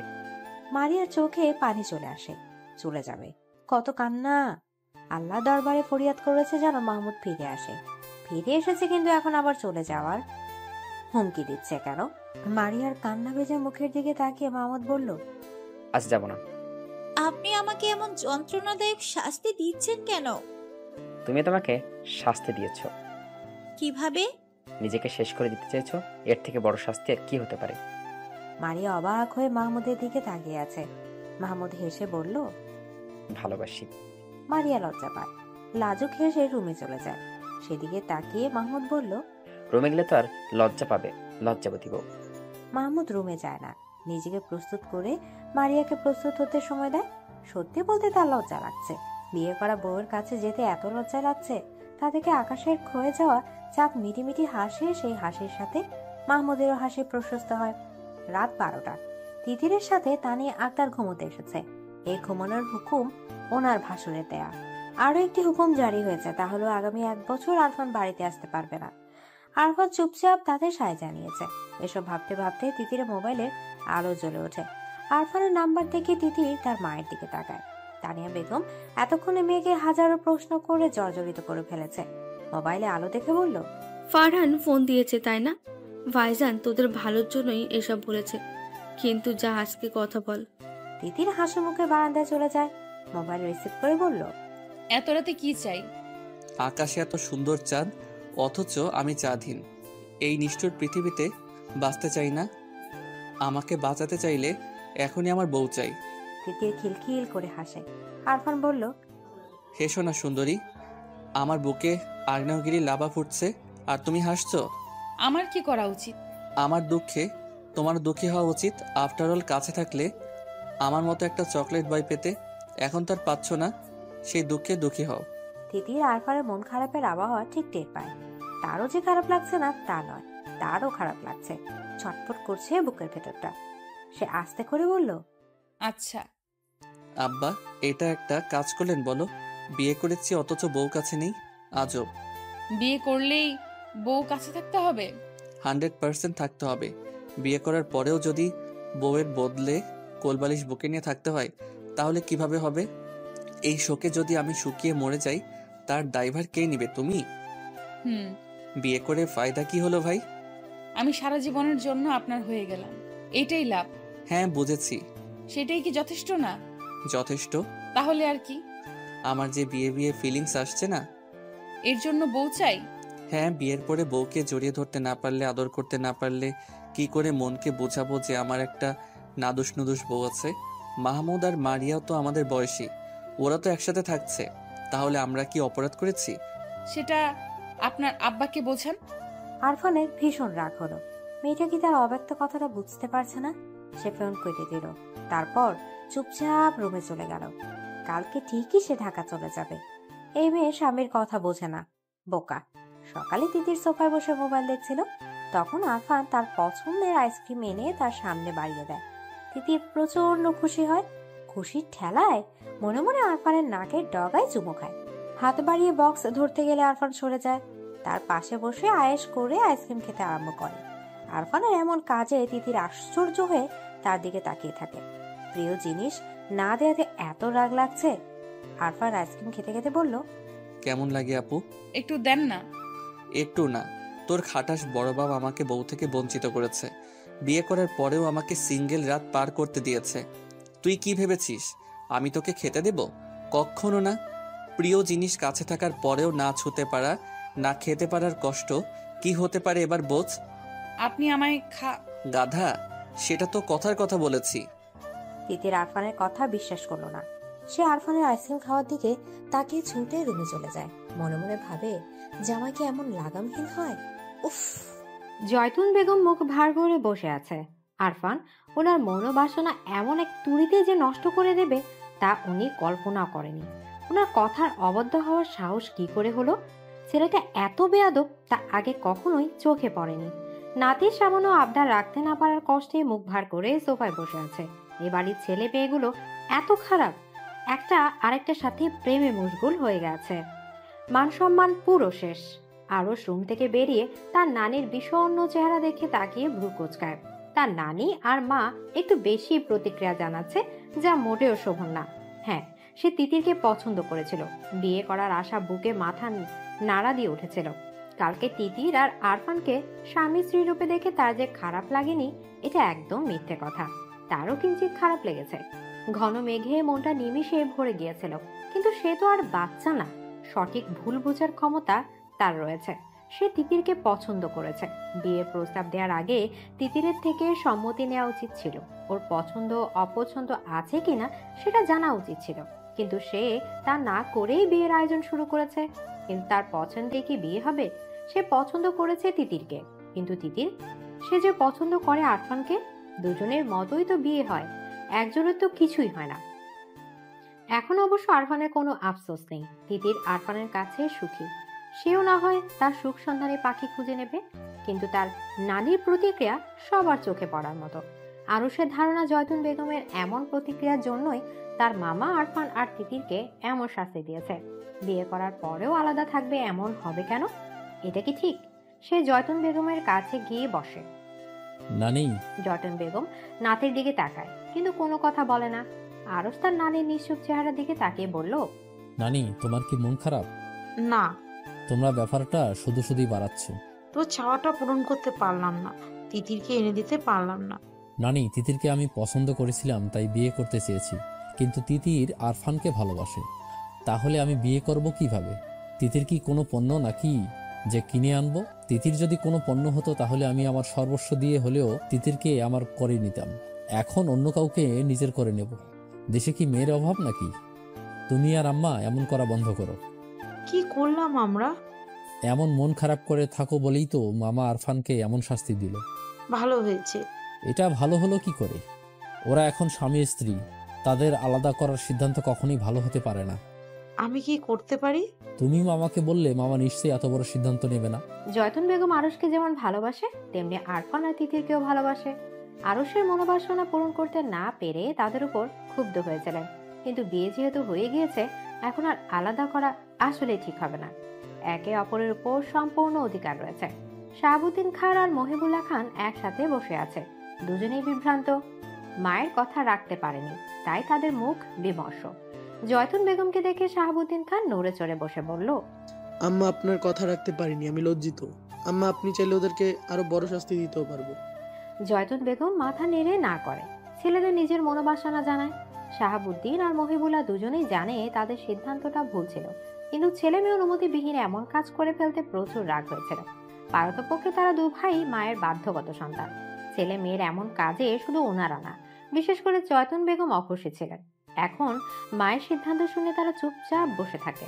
শাহাবুদ্দিন খান গলা উঁচিয়ে ওনার স্ত্রী সালমা বেগমকে ডাকে, আরফানকে ঢাকা যেতে নিষেধ করে। ছেলে ঢাকা না যেতে বলার কারণ শুনে উনি খুশি হয়ে যায়। আর কারো নজরে না পড়লেও ছেলের গম্ভীর বিষণ্ণ চেহারা ওনার নজরে ঠিকই পড়েছে। সারাটা দিন কেমন ছটফট করে কাটিয়েছে। উনি দেরি না করে ছুটে রুমের দিকে যায়। আরফান ঠুস ঠুস করে প্রয়োজনীয় জিনিসপত্র ব্যাগে নিচ্ছে। রাগে নাকের পাটাতন ফুলে ফুলে শ্বাস বের হচ্ছে। তার বাপ তার সাথে এত বড় শত্রুতা কি করে করতে পারলো? কতদিনের আশা ছিল তিতিরকে নিজের করে পাওয়ার, কিন্তু এখন বিয়ে করার পরে কাছে পাবে দূরের কথা, একটু কথা বলারও ফুরসত মিলছে না। আর তিতির গাধাটাও চোখের ইশারায় কিছুই বোঝে না। আরফান কয়েকবার কাছে ডেকেছে, কিন্তু ও দূরে দাঁড়িয়ে ছলছল চোখে তাকিয়ে থেকেছে। আরফান মনে হচ্ছে সে উত্তাল সমুদ্রে আছে, ঘূর্ণিঝড়ে তাণ্ডবে সে ছিন্ন ভিন্ন হয়ে যাচ্ছে। তখনই সালমা বেগম এসে তাকে শাহাবুদ্দিন খানের কথাটা বলে। ওনার বলা কথাটা যেন উত্তপ্ত মরুভূমির মাঝে এক পশলা বৃষ্টির মতো আরফানের মনকেও শীতল করে দিল। গোছানো ব্যাগ বিছানার এক পাশে রেখে সে বসে পড়ে। রাত 12টা। মাহমুদ খাটে বসে মারিয়ার দিকে তাকিয়ে আছে। মারিয়া অনেকক্ষণ যাবৎ মাথার চুল আঁচড়াচ্ছে।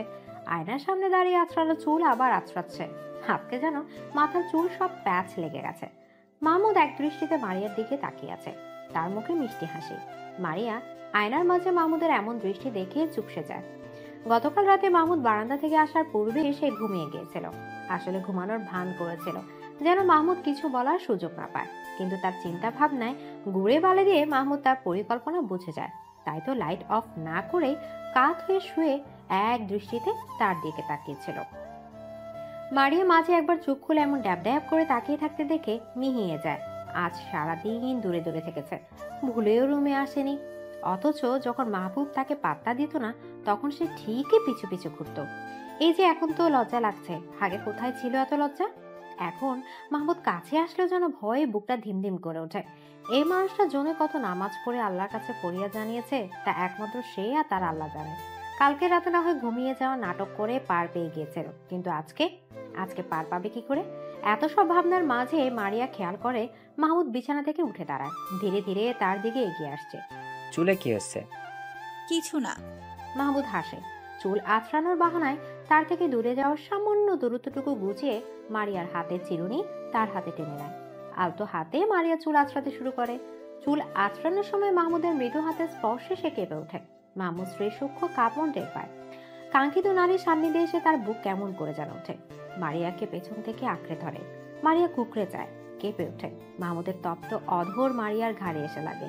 সে ছটফট করে ওঠে। মাহমুদ তাকে 5 কোলা করে কোলে নেয়। বিছানা শুয়ে মাহমুদ বলল, আজকেও কি ঘুমের ভান করবে? মারিয়া ঠোঁটের কোণে মুচকি হাসির রেখা ফুটে ওঠে। সে হাসে। মাহমুদ মারিয়ার ঠোঁটের কোণে লেগে থাকা হাসিতে হাত বুলিয়ে বলল, হাসলে হবে? কি করতে হবে? কালকে রাতে বলেছিলাম ভালোবাসি, তার উত্তর চাই। মারিয়া মনে মনে শতবার মাহমুদকে ভালোবাসে বলতে পারলেও কেন জানে মুখে বলতে পারছে না। বলতে হবে? অবশ্যই। লজ্জা লাগে। আগে পিছু পিছু ঘুরতে আর বলতে এখন আমি তোমার বর, এখন বলতে লজ্জা লাগে? মারিয়ার সত্যি আগের মাহমুদকে দেখলে এত লজ্জা লাগতো না, এখন যত লজ্জা লাগে। সে আবারও মুচকি হাসে। মাহমুদ তার দিকে ভীষণ মায়া চোখে তাকায়। বলো না, বলো। এত মায়াবী আবতার ফেরানো যায়? মারিয়া পারল না। সে মুগ্ধ চোখে মাহমুদের দিকে তাকিয়ে থাকে। মাহমুদ মারিয়ার চোখে চোখ রেখে বলল, আগে তো ভালোবাসি ভালোবাসি বলে পাগল করে ফেলতে, এখন তো লজ্জা পাচ্ছ কেন? জানি না। লজ্জাবতী বউকে দেখলে ভালোই লাগছে, কিন্তু এই কথাটা বলতে হবে। মারিয়ার এত সুখ লাগছে, সে অতি সুখের হাসি হাসে। হাত বাড়িয়ে সামান্য দূরে থাকা মাহমুদের গলা আঁকড়ে ধরে ফিসফিস করে বলল, ভালোবাসি আমার সুপুরুষ।